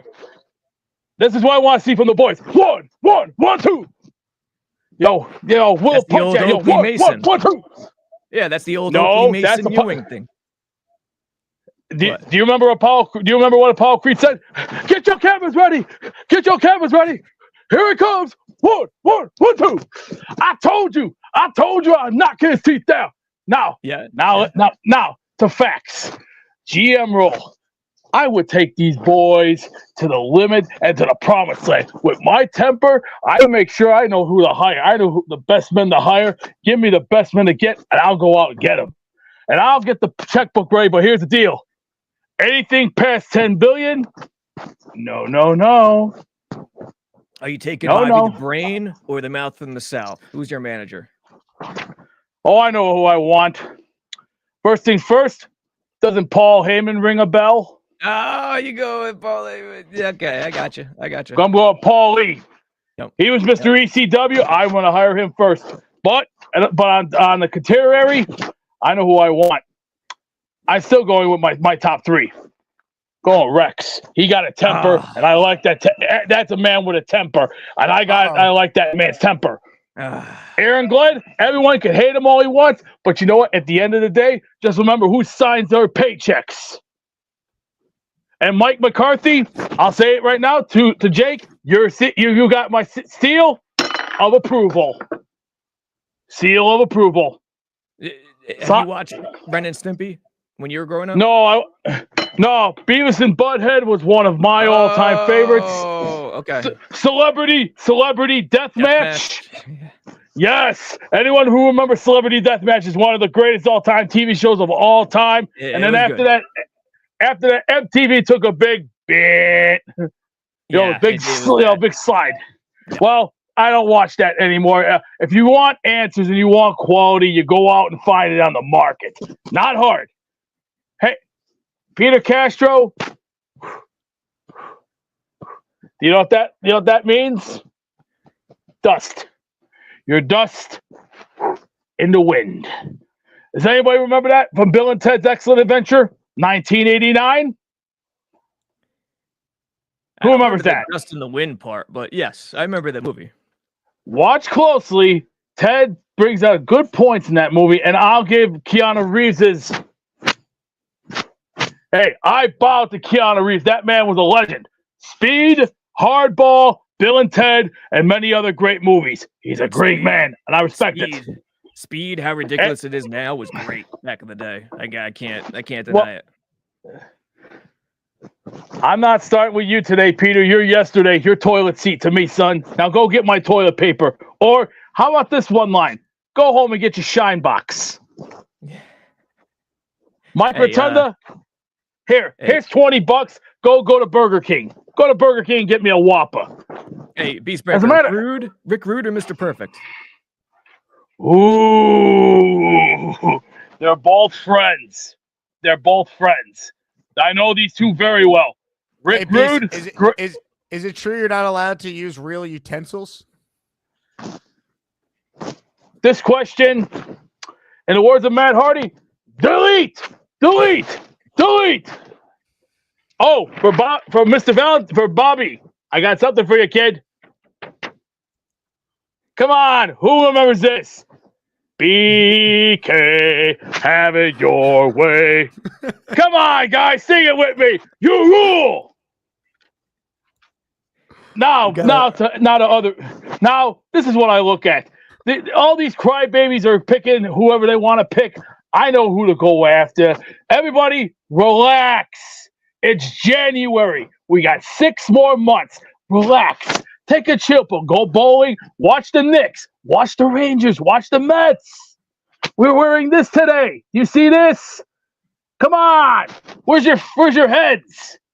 Play some basketball. Go out and do something with life. Come on. We could all just do something with our lives. We're New Yorkers here.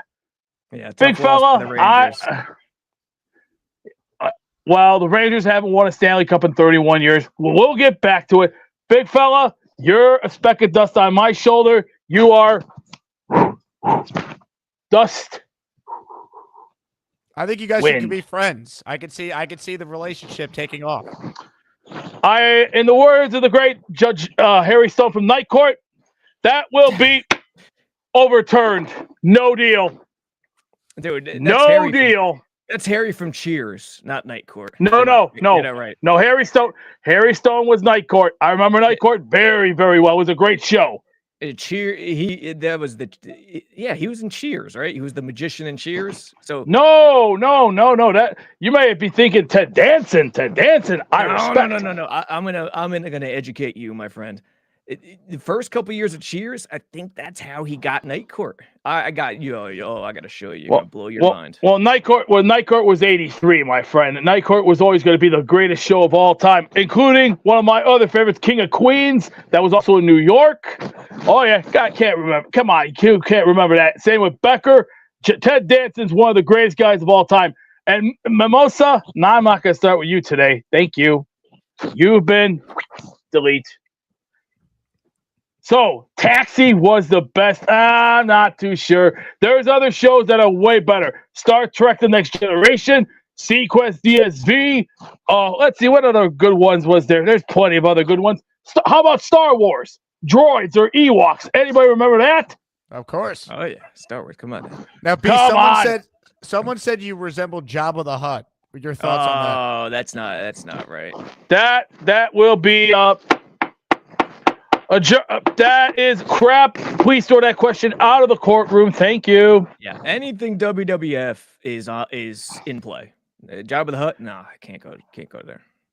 Sequest, you got to be. Hey, come on, Sequest DSV was on in 1993 on NBC. It was one of the best ones, and I'll tell you from experience, I own the video game and I have the best ones out there. All you gotta do is look. If you don't look, then I don't know what to tell you. It's like talking to a turkey. Were you Genesis guy or Super Nintendo? Atari, NES, SNES, all three Segas. The three Segas, original. You got Genesis too? Okay, all right. 32X, Sega CD, N64, the very first PlayStation. So you had every console, basically. That's right, the good ones. Yeah. Anybody who remembers the first PlayStation, I'll still say this. Madden was great, but I'll still say it to this day, Blitz. Anybody remember Blitz? It's too damn good. Blitz. But I'm gonna tell Street, I'm not too crazy. How about some great basketball games? Basketball was a good thing back in the day, and now it's trying to get into it. It's just a little hard to understand. It's like your head's being squeezed like a melon ball. Sham wants to know if you like anything modern, Beast. One word describes it. Yeah, I feel that way. I feel that way about wrestling and music. Are the two. If you go to Japan, if you go to Japan or Mexico, you want to talk quality, go down there and get it. Yeah. Music here in America, it's soft as a Hanes t-shirt. You go to Europe, they got respect over there, and I'm talking quality respect. Bands with balls of steel and brains. It doesn't take this to get it all figured out. All you need to do is use this, not your ass. Oh, and I got a few new t-shirts coming your way. Brand new ones. They're going to be hitting the shelves soon enough. And I want this one printed. I'm the teacher and you're the bitch. Just remember, when you're in my classroom, I rule, you don't. Robbie, your thoughts on being taught by Beastbreaker? It's like, dude, I love Beastbreaker. He's the human embodiment of a human blender. Like, your brain is fascinating, my friend. One more thing. Preseason, ladies and gentlemen, let's not jump the gun. We have 6 months. We're going to be fine. We got the money. We're the most expensive team in the NFL. Let's try and relax. Go out. Have a few belts. Go bowling. Go to the library. Go do some. Go to Planet Fitness. You got all sorts of things around New York City. It's not this difficult. George Carlin said it best. You get up, you go to work, you eat 3 good meals, you take 1 good shit, and you go back to bed. What's the mystery? It's not. Breaker 666. He's the man who would kick your ass, and then he's gabagoo. Beastbreaker's first call since being removed from probation Thursday night. Robbie, you were a part of history. Hey, man. Beastbreaker, always welcome when I'm on here. The nostalgia, I love it. I could talk about it all day. A lot of things, music and wrestling. I haven't watched wrestling in like 2 decades. Music. I live in the 90s, so I could relate to him on some things. But man, his brain, he's got to be studied by science, his brain. To bounce from one topic to another in short, choppy ways is just, you need to take a class to comprehend it sometimes. No one bountied him. He kept it clean. He didn't go after people in the chat. He even handled Peter Castro by just going like this. Yeah. That was a new and improved piece here. He made some progress. He did a good. I'm surprised he didn't know Harry was on Cheers in the beginning. I'm surprised about that. And Jabba the Hutt. Come on, folks. it's King Kong Bundy all the way. Anything wrestling, but King Kong Bundy especially. Or shoot, who's the big dude? It'll come to me in the 90s, early 90s, that wrestled LT at WrestleMania, or that dude. No, come on, no Jabba the Hutt. Dan says Beast made some salient points. I wouldn't usually say salient, but okay.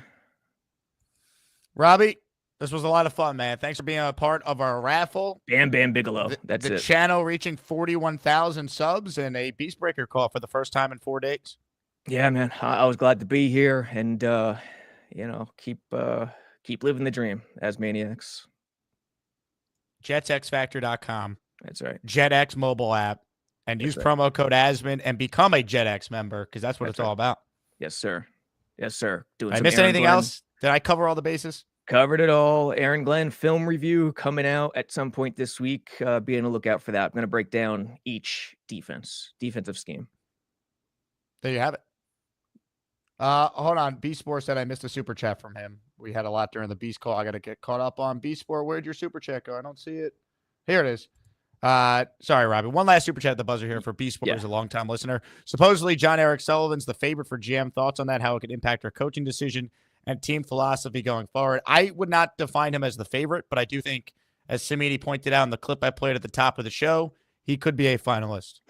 Yeah, I think it's too early to try to explain how we would determine the philosophy. The one thing I'd warn of is I hope he understands how different it would be in New York as opposed to Green Bay. And I'm not talking about the media. I'm talking about internal structures and how it works. Yeah. He really got to be a leader in that role. So I hope he's that. I think that's fair. Yeah. Very fair. All right. Now goodbye for real this time, Robby. Enjoy your Monday, and I will talk to you soon. I shall. Bye-bye. Ladies and gentlemen, Robby Sabo. Hit the like button if you're tuning in. If you missed it earlier, our raffle has happened. 5 winners were selected. Congrats to Mike D's Nuts on winning the autographed Joe Klecko jersey. Congrats to the Hamburger on winning the autographed Garrett Wilson helmet. Who won the Super Bowl ring? I forget. I got to go check my notes. I know Dre won the Gusbuster. And Jorge won an item from the merch store. But who won the Super Bowl ring? I don't remember. Someone in the chat remind me, or I got to go back and study the tape. I got to see who won that. But congrats to our winners. Appreciate everyone. The big fella won the Super Bowl ring. Duh. Big fella. Got it. I don't think UPS is open today, big fella, so I will get this sent out tomorrow. Same with the Klecko jersey and the helmet for you, Hamburger and Mike D's Nuts. So just want to make sure I got it in my notes here, and I do. All right. Hit the like button if you haven't already. Let me get to a couple super chats here, and then we'll get to your calls on the Gusbuster hotline. Jesus Jerry comments on the amount of leather on Beast Breaker's wall. Kakuka Lake writes in, Bobby Huey is back. Looks like a giant baby. Kakuka Lake also wrote in, Beast still not allowed to use real utensils. I did read that one. Big fella wanted to know why they couldn't be friends. He says, Butterball, I could teach you a lot about metal. I do think Big Fella and Beast have a budding friendship if it could happen. Aria says, Beast is like that uncle no one wants to show up for Thanksgiving, but yet he lives at your grandma's house. That's an interesting take. Jesus Jerry says, I swear if you gave BB a red wig, he's an exploding head to get ready for a surprise. Total recall.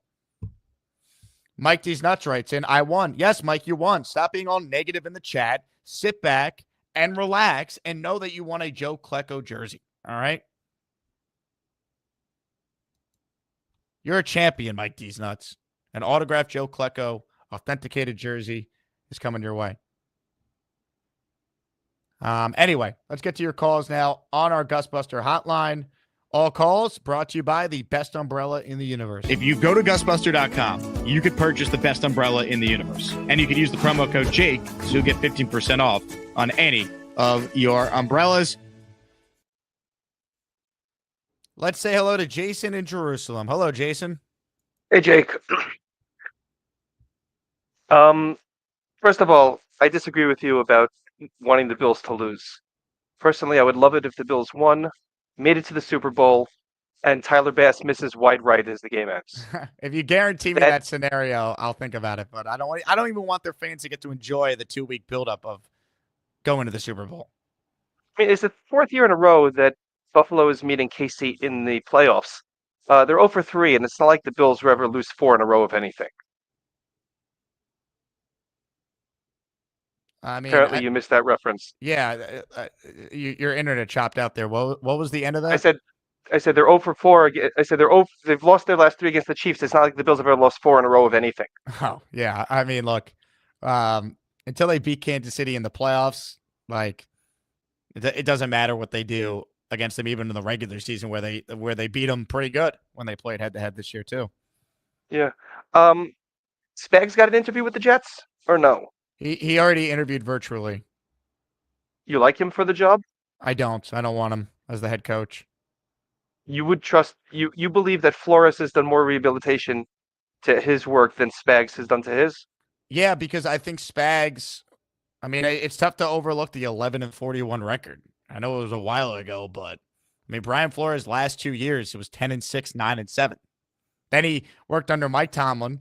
Then he worked under Kevin O'Connell. I just see like the path for Flores to be better than Spags just basically being with Mahomes and Andy Reid. Spags, I think, is a Hall of Fame coordinator, but I don't want the Jets to roll the dice on Spags as the head coach, given their situation right now.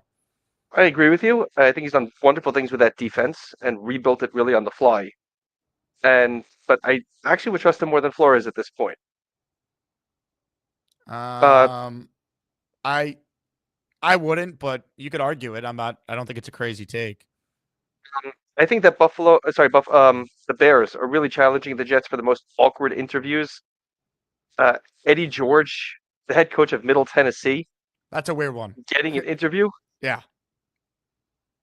I mean, who's coaching at Donnie Brasco? Maybe we can give him an interview. I like their list better than the Jet list, though, for coaching candidates. People could talk about the Bears list, but they spoke to McCarthy. They spoke to Carroll. They spoke to Ben Johnson. They spoke to Glenn. I'm pretty sure Brian Flores spoke to them, too. So they've hit on the top candidates. My frustration with the Jets is not the volume of interviews. It's that if you're going to interview that many people, why aren't you speaking to McCarthy and Carroll at the bare minimum? Why do you think they gave what's his name, DC of Green Bay, Hafney? Yeah. Well, maybe John Eric Sullivan recommended him as a potential coach he'd want to work with if he were to be the guy. Does that mean that you think that if they hired John Eric, that he might be the head coach? No, not necessarily, but I think he's got a chance. People will connect the dots. And therefore what? Like, why do you give the interview for? As a favor for the guy? Like, give my friend an interview. He wants to go through the process before next year when he becomes a hot candidate. Like, why do they do this stuff? Well, I think maybe they think that he actually could be the head coach. I mean, he's an intriguing candidate from the standpoint of he's been a head coach at the college level and was a really good DC this year. So I think there's intrigue there. Okay. I was wanting to ask you this question. McCown, if they offer McCown the job and he says he wants to take one of the 2 Vikings quarterbacks, either Donald as a free agent or trading a first for JJ, which one would you prefer? JJ. I don't think Sam works in New York. I think the pressure and everything that came with it last time around would get to him. I think we even saw that in the playoffs. And you're cool trading a first for JJ? I'd have to think about that. I don't know if I want to trade the 7th pick for JJ. I think I'd be more comfortable trading a 2nd rounder that can become a 1st rounder based on playing time or incentives or something like that. I don't know. I don't think it's happening though. I don't think they're going to trade JJ McCarthy. I'd be surprised. Well, they would if they signed Sam to a long-term deal. Do you really think that's going to happen based on how his season ended with those last 2 performances? I think so. I think considering you have a rookie who's coming off a major injury, whose stock is only going to go down sitting on the bench, and is it the less time you have under his rookie deal? Why wouldn't they just franchise Sam Darnold for a year? Why do they need to sign him long term? So you franchise him for a year, and then you have 2 out of the 5 years on the contract is already Sorry, 2 out of the 4 years on his rookie contract are wasted now. So you're only going to trade him for 2 years worth of service. If you trade JJ now, you have the team's paying for 3 years of his service. Like we saw with Brian Burns, the longer you wait with a guy in his rookie deal, his stock drops. If you're going to get 2 firsts, they held up a whole year with him, and they ended up getting what, a second and a fourth for him from the Giants? I don't know. I don't see that scenario playing itself out. All right. And going back to what Robby said before, if you want real old school Nickelodeon, you can't say that on television. That was one of their first great shows. It's probably before your time, Jake. It is. I've never seen it. That's where kids would get slimed or to get buckets of water dumped on their head that they said the wrong thing as they were acting in the scenes. What was the other show? Golden Temple or Temples of the Lost? What was that? Legends of the Hidden Temple. Yes, that was another classic too. I remember watching that a lot. Re-airs of that. Yeah. And the video games, Jam, NFL Blitz, and NHL had one as well from the same company. I forgot what that was called, where it was like a 2-on-2 hockey game where like the players would like jump in the air and do a slap shot into the, cause the goal to go on fire type thing. The name of the game escapes me now. Someone in the chat we had some real quality games. I don't know if somebody in the chat remembers that. Yeah, Double Dare. Love that. All right, Jake, keep it well. And if we need a WWF wrestler who's now running the franchise, it's obviously Doink the Clown. I will read this comment from Peter to you as well. Fell asleep to Jason in Jerusalem's call last night while listening to your show. Now waking up to Jason in Jerusalem's call. Your thoughts on Peter going to bed with the soothing voice of Jason in Jerusalem? I'm not Steve Summers, but it's an honor. He's taking you under the covers. Over the night and under the covers. Jason in Jerusalem. Good call there. All right. We hit 41K this show. Next goal, 42K. Subscribe to the channel, baby. There's 400 people in here live right now. Thank you to everyone who supports the show. Gift channel memberships for our next raffle. The autographed Garrett Wilson jersey. And I should pull up a picture of this because I ordered it. An autographed jersey patch, Breece Hall signed trading card. So I'm spending money for the Asmaniacs because you guys support me so we can have awesome giveaways on the channel. So thank you to everyone who's already gifted a membership. We've added 22 this show for raffle 13, which is nuts. 13 raffles since December 1st. How about that? You guys are awesome. Thanks for making it possible. More of your calls right now. Kyle Clifton's next. Hey, Kyle. What's going on, Jake? What's up, man? I think the problem with McCarthy is there is no price point for him. There is no value that any teams could really agree on to trade him, right? He didn't play last year. Opinions were mixed on him coming out because he never really threw the ball. They were very run oriented at Michigan. Like, I don't know how he gets traded. I think it's more likely he sits for another year and they franchise him. It makes much more sense to me.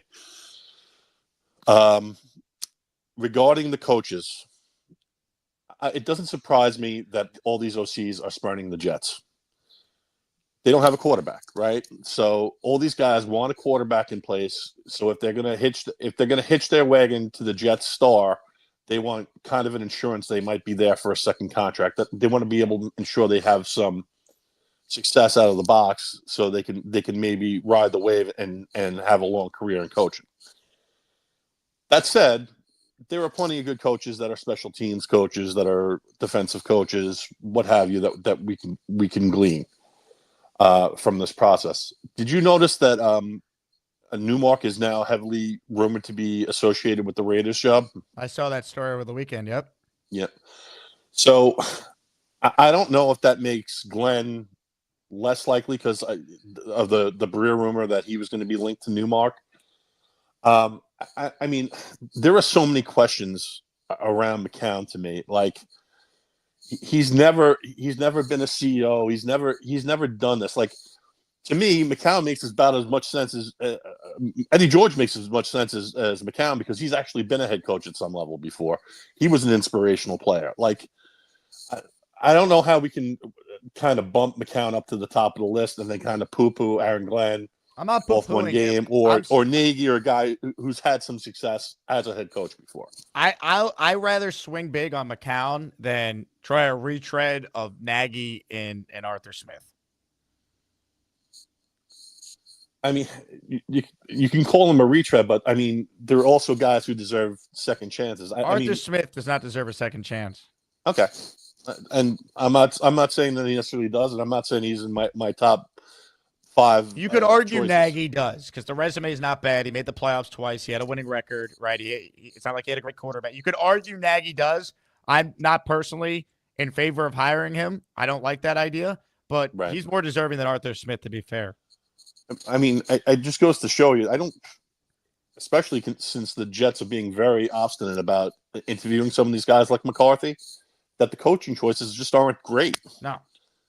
So, it might have to be an Aaron Glenn. It might have to be a Josh McCown. It's just a matter of, can we pair them with someone in lockstep where they'll be effective, and that's where we reside right now. Thanks for your time, thoughts on Jake. the return of Beastbreaker, Kyle? I saw you off there clenching your fist like this when you saw him. I wasn't clenching my fist. I think a lot of the for some reason he thought the need to threaten me with a sword in the private chat, but I don't think I've ever really said anything bad about him on air or in the private chat before he went at me. He seems to want to pick and choose his battles, and that's fine. I think he might be biting off a little bit more than he can chew with some of these callers, so it's fine. Kyle, I am a savage with a sword. Don't face me because you'll be crushed, smashed, and destroyed. Yeah, that's verbatim. Take. That's verbatim. Now that is a take right there. Yep. All right. Thanks, Jake. Kyle, good call, man. Appreciate it. So is Nagy, by the way, still your number one choice? Of course. I love it. The guy won 12 games right out of the box. He made the playoffs another time. Like, from a successful coach's tree, why we wouldn't give this guy a look, I have no idea. But I get the fan base isn't into it. That's fine. I think there are other good coaches out there.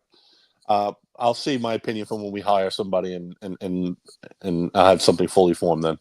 Ladies and gentlemen, Kyle Clifton, the leader of the Matt Nagy to the Jets coalition. Incredible. Hit the like button. Comments, questions, super chats. We'll cut the line.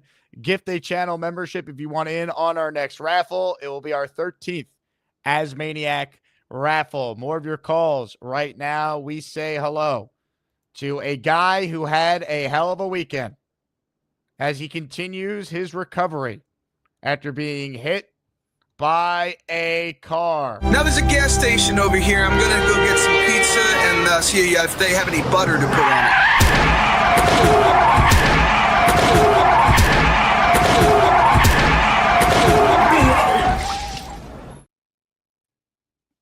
I had a hell of a weekend. You did. What did I do this weekend? You watched LeBron beat the Nets on Friday. Okay. You watched the games yesterday and Saturday. I did. It was a nice little weekend. Speaking of, it's a good thing that I pursued an individual sport, because honestly, Mark Andrews, if I own the Ravens, don't get on the plane. Plane is for players and personnel only. You're no longer a player on this team. Just go. Find your own way home. You're not a part of this anymore. There's 52 people on one accord, plus you. My wife goes, I feel bad for him. You feel bad for him? I feel bad for the 52 players that he screwed over. They all put their ass on the line every day, and Mark Andrews just blows the game for him. What is that? But, I mean, like, based on all accounts, though, he's a great teammate, good guy. You know, I feel bad that happened. I do. Like, if it happened to a team that people he screwed over. It wasn't just he also had to fumble the possession before. He gave him the game twice. I mean, Gary, if he was doing it on purpose, I would agree with you. He's not intentionally doing that. You can't do this. The lights weren't made. You weren't made for the lights, right? Like, there are people who look sensational sparring. Lights, camera, action is go time. They can't do it. He can't do it. He's got to go. Get him off my team. I don't want to see his face ever again. All right, that was ridiculous, Jake. Okay, I'm sure you've never made any mistakes in your life either. So sure. I've made My mistakes would be my mistakes. I was in an individual sport. You're in the ultimate team sport where 52 guys are putting their life and well-being on the line. Okay, so what should they do with him, Gary? They shouldn't let him on the plane. Should he be tarred and feathered as well? No, I have nothing to do with you. You're not a part of this anymore. We're trying to accomplish something here. 52 people trying to do one thing, and you're going in your own direction. Just don't get on the plane. So a hypothetical situation here. That's the Jets in that spot, and it's Garrett Wilson dropping that pass. You're not letting Garrett Wilson on the plane. You're cutting him on the spot. And he fumbled the ball in possession before? No, replace everything that happened yesterday with the Jets, and it's Garrett Wilson, not Mark Andrews. You're cutting Garrett Wilson? Get off the plane, Jay. I don't care how good you are. Get off the plane. Okay. And by the way, I will another brilliant take by you, Gary. Thank you. I will not be in the running the sweepstakes for the signed G5 jersey. Just to put that out there. I have no interest. It's actually a G17 jersey, so it's even G17 more real. jersey? Yeah. Okay. Also, you don't want to be in the running for the Breece Hall trading card? You have an issue with Breece? No, I like Breece. I'm not a trading cards guy, but I like Breece. Well, yeah, no, I like Breece just fine. Okay. The other thing I wanted to address was this idea of Glenn and McCown. It's a good idea. They're both Texans. Texans are obviously a little bit brighter, a little bit sharper. Although I would like to go with a veteran guy. Going with a Texan first-timer might be the right decision. They're just a little bit better. You know, they're like everyone else, just a little smarter, a little sharper. So I think that's, again, I'm talking about mayonnaise.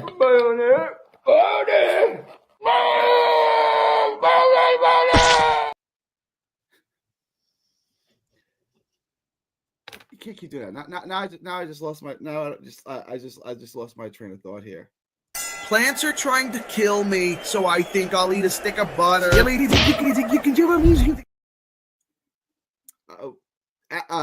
Aaron Glenn and McCown. This is what we're talking about, right?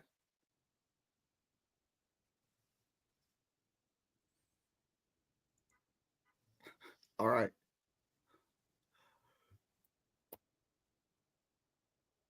Head on over to carnivalbar.com. Carnivalbar.com. Use promo code BOXING at checkout to save 10%. Chicken with pasta is worse than peanut butter with sandwich.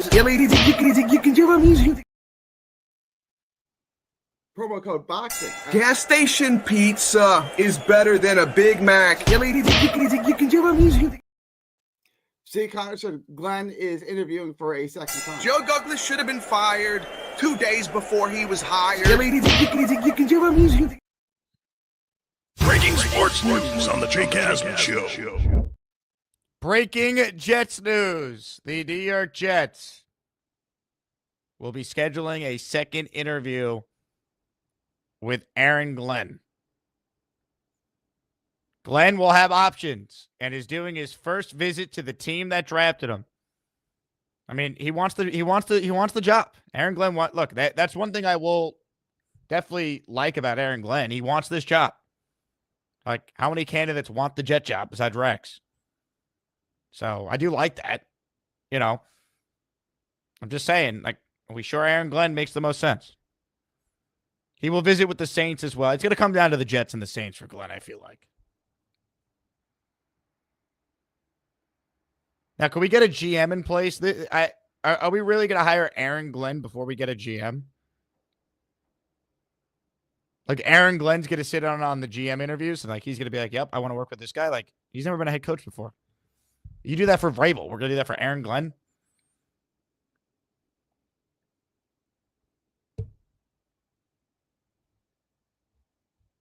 Ugh. I don't know. Don't love it. Is what it is. More of your calls right now before we wrap up show number 1 on the day. I'll have a Jake Asman football show to talk about the divisional round games of the interview. Can't speak. Talk about the divisional round games from the weekend. Well, you know, I need to walk more to survive unless Jake is going live. Gotta elevate my leg on Bobby. Jake, I want to congratulate you on your 400,000 subscribers. Thank you, Bobby. I want to congratulate you on shaving. You look good with a clean shave. Yeah, I shaved this morning. Yeah, I looked horrible before. Now on Wednesday, I'm gonna get this gobbledygook on, and guess who's giving me a haircut? Who? Desiree. Nice. I'm happy to hear that. 1 o'clock. And then, I'm sure everyone Well, out I there probably- cares deeply about Desiree giving you a haircut. well, I care. I don't care whoever. It doesn't care, but I care. Okay, good to know. So 4 o'clock, you'll later in that day you'll find out my new haircut. I won't even worry.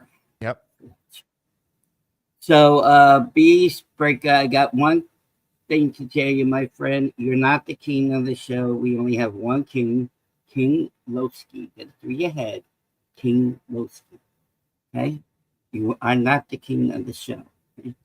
Did you Just like his making that- Burger King coupons? Yeah, I did, but he ain't the king. King Lowski is number one. Yeah, see. that's why Wednesday, after I get my haircut Wednesday, I'm going to see if they looked at my application, and then I'll look pretty damn good for my interview. Hopefully for Thursday. Yeah. Looking That's big good. time. And I got to shave and looking better. Oh my God, it was horrible, wasn't it? Are you going to broadcast the Bobby Midnight Show from Burger King? No, I can't do that.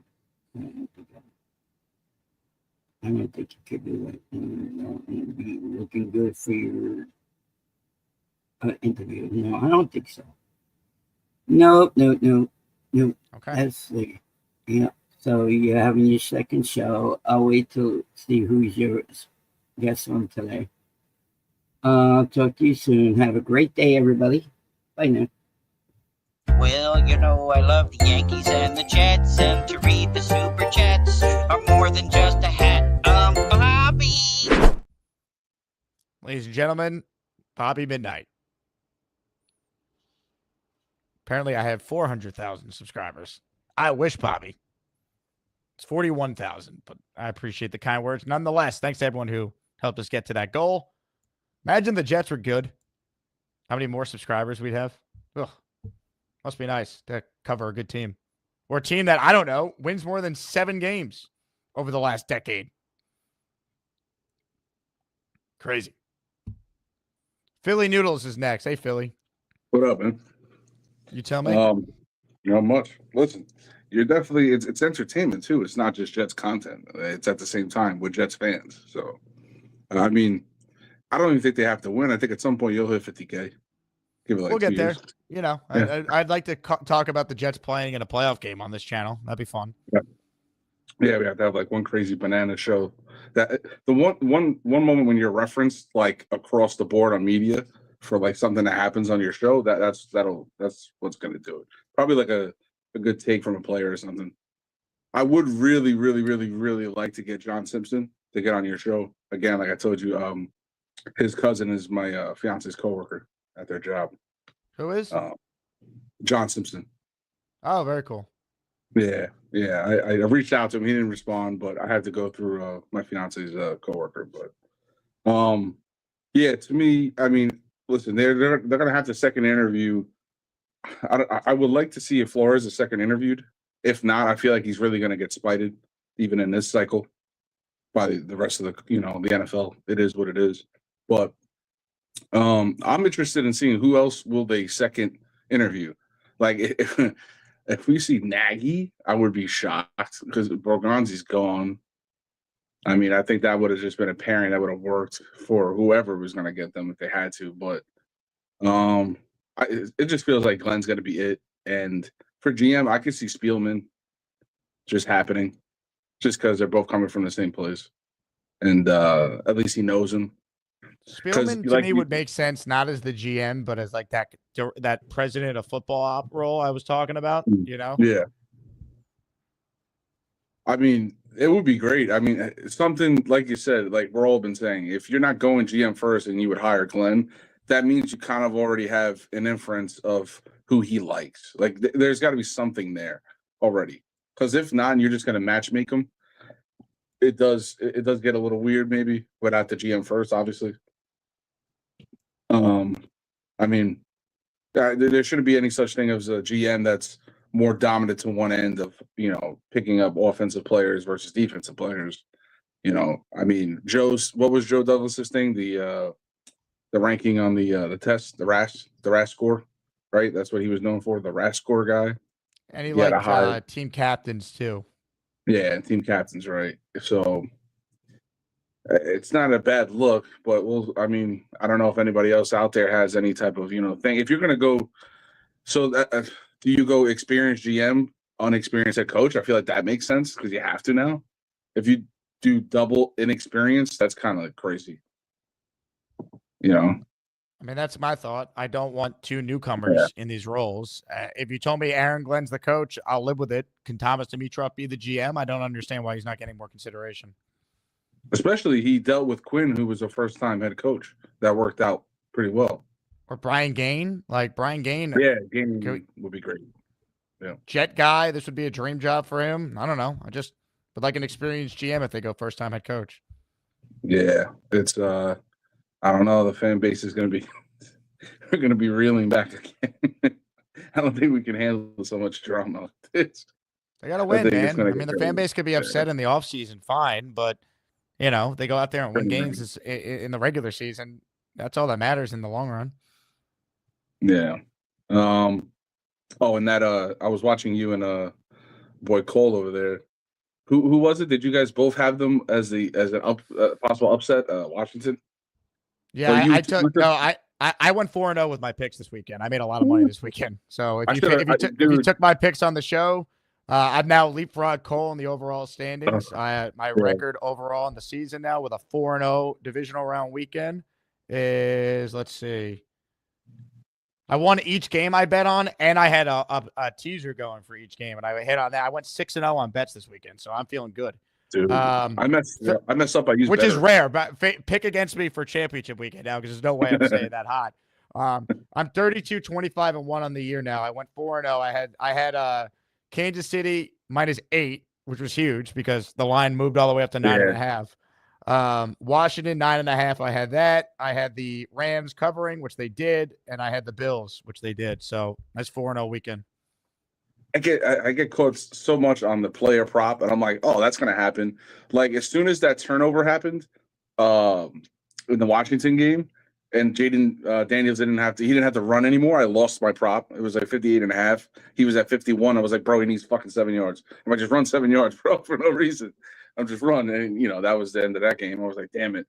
And then I lost on Kyron Williams just having to have enough like yardage or something like that. But I was like, damn, I was close to like $100. But hard, man. It's hard. Yeah. All right, man. I'll stay tuned. Billy, appreciate you. Good call. Charleston Jets is up next. Hello, Charleston. Hey, how's it going? So What's first up, time calling. Been listening for a couple years now. I don't understand. I haven't heard anybody talk about this. 2 years ago, 4 plays in, A-Rod goes down, and that type of injury typically takes 2 years to get back to full form. I understand he's old. I get it. I just have memories of Brett Favre leaving here and bringing the Vikings to the NFC Championship game. And my worst nightmare is we don't have Brett Favre come back. Or I'm sorry, Aaron Rodgers come back. He doesn't necessarily sign with the team, but somebody goes down. He signs them. They sign him. Comes riding in on the white horse. I guess my point is we ain't got no better options for next year. We really don't. I've been a Jet fan for 40 years since I was 10 years old. And I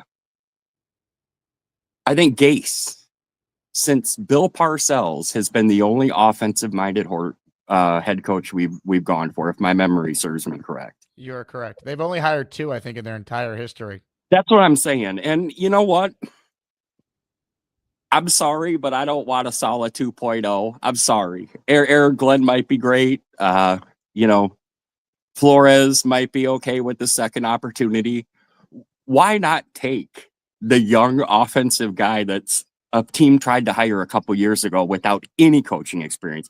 I don't understand why Josh McCown isn't the guy. I truly don't understand it. The way the NFL is nowadays, you don't have to have a top 10 defense to win the Super Bowl. I know it's something like 16 out of the last 23 have had a top 10 defense, but all those guys have had top 10 offenses too. So I'm just frustrated with the whole defensive aspect of it. Let's just get an offensive guy. Let's let Aaron Rodgers run it back one more year. Outside chance at some playoffs. I'm not expecting it. I mean, when we first got Aaron Rodgers, I was thinking, oh, within 2 years, we're going to win a Super Bowl, hands down, no doubt. Obviously, we were all wrong. We were all wearing our green colored glasses, and it didn't go down how we expected it to.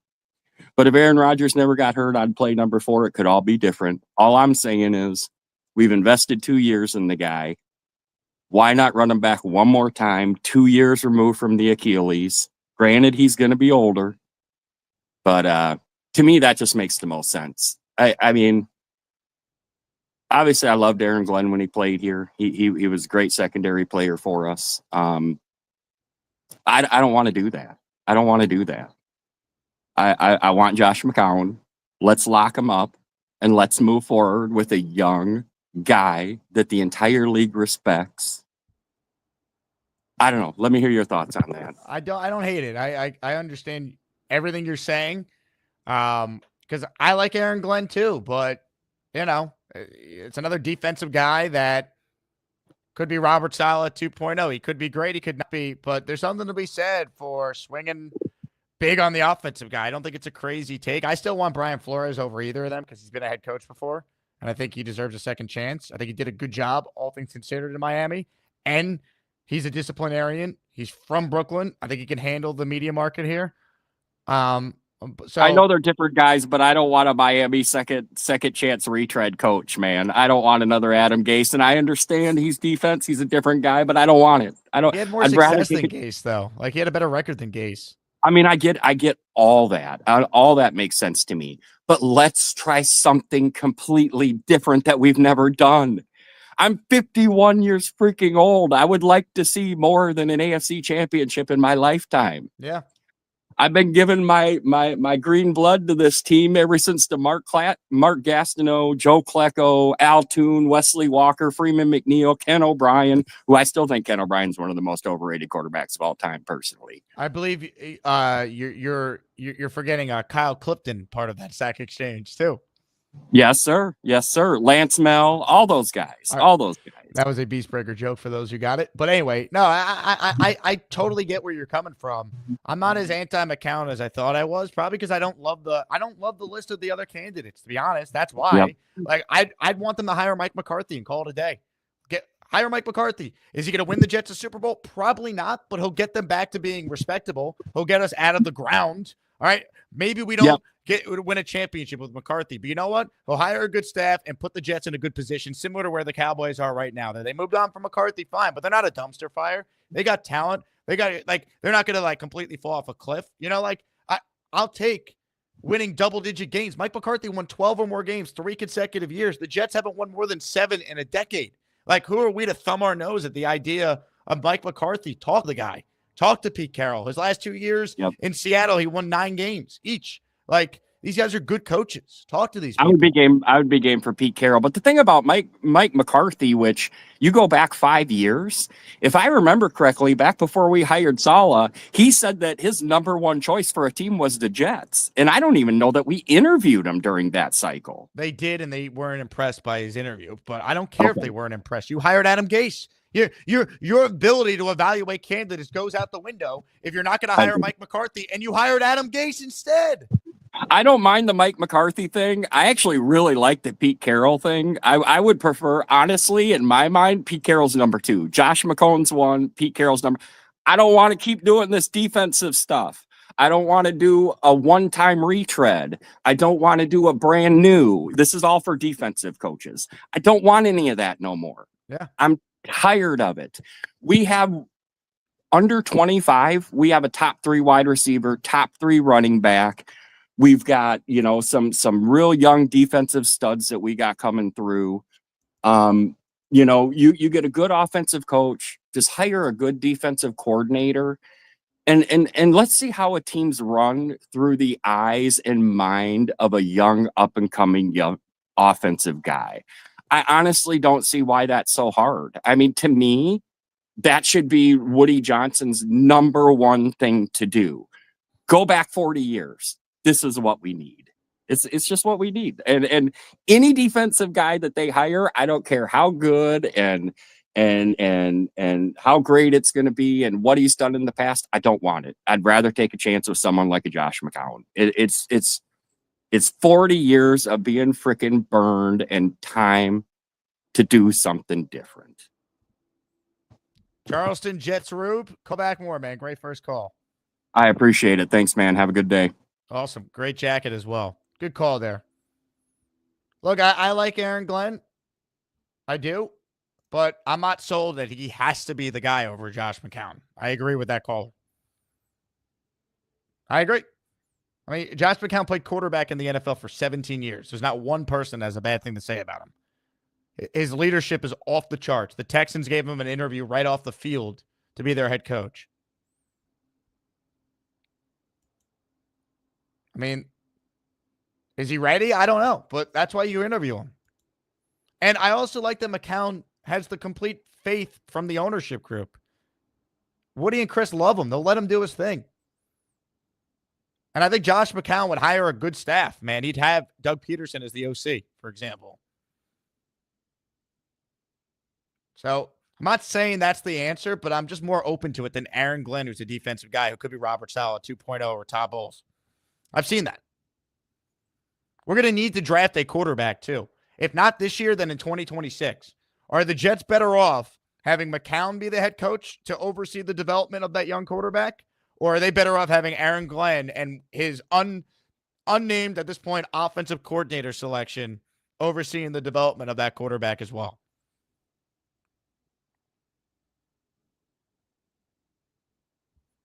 Yeah, that's part of this, too.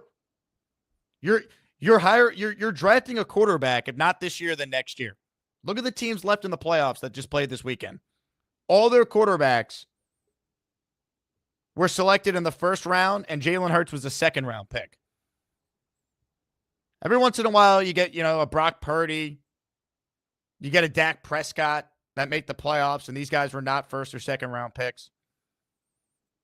But guess what? The best quarterbacks in the league, they're first-round guys, especially in the AFC. AFC, you got to deal with Lamar Jackson, Josh Allen, Patrick Mahomes, Joe Burrow, Justin Herbert. Throw Bo Nix now in the conversation as a playoff quarterback. CJ Stroud's a playoff quarterback. These are all first-round guys. You're going to be taking a quarterback in the first round. If not this year, probably not, but next year, more likely than not. Are the Jets better off to have McCown as the head coach going into his second year overseeing the development of that young quarterback, or Aaron Glenn, who's a defensive guy and could be Robert Saleh 2.0? That's all I'm saying. You could sell me on Aaron Glenn. He might be way more qualified to be a head coach because he's been a coach longer than McCown has. You can't deny that. But I'd argue McCown's experience as a quarterback for 17 years might even the playing field a little bit.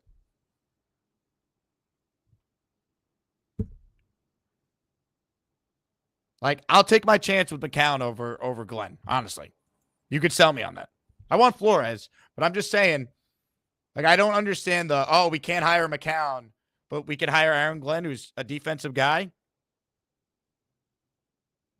That doesn't make sense to me. Hit the like button if you're just tuning in. We're back this afternoon with another show. I have the Jake Asman football show coming your way. So if I couldn't get to you during this show, call back into the Jet show this afternoon. I hope everyone has a great Monday. Thank you to everyone for their support. As always, we hit 41K during the show. We're going to start gathering memberships for our next raffle. Congrats to our raffle winners. Next raffle features a Garrett Wilson signed jersey. Thank you to listener J-Mags for donating this to use for our next giveaway, which is awesome. We have the best listeners, and I continue to say it because I mean it. Again, thank you all for watching. Enjoy your Monday. I'll talk to you guys next time. JETS. Jets. Jets. Jets. I went to the Jet Golf Classic Monday. We all go to the locker room and everybody's showering. There's a line of guys. And who gets behind me on the line but Vinny Testaverde? Oh, God. And I said, boy, Vinny, we could have used you last year. You know, Vinny, winning it in New York, is there anything like it? He goes, absolutely not. I go, are you looking for big things this year? He goes, yes. I go, how do you think Aaron's going to react coming off the Achilles? He did say that he's going to have some rust. He goes, look, it's going to be a little difficult in the beginning. They should rely heavily on the run the first couple of games.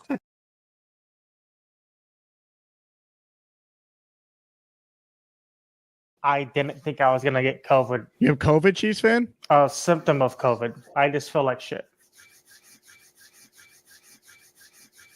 What symptom do you have? Basically, you got the run syndrome. You're not feeling well. You're sleeping like a bear in hibernation, all that little stuff. I don't know if that's COVID. That just sounds like you're Well, like, I think you'll be okay. Did you say you had the runs? That's basically... Don't do it. Don't do it.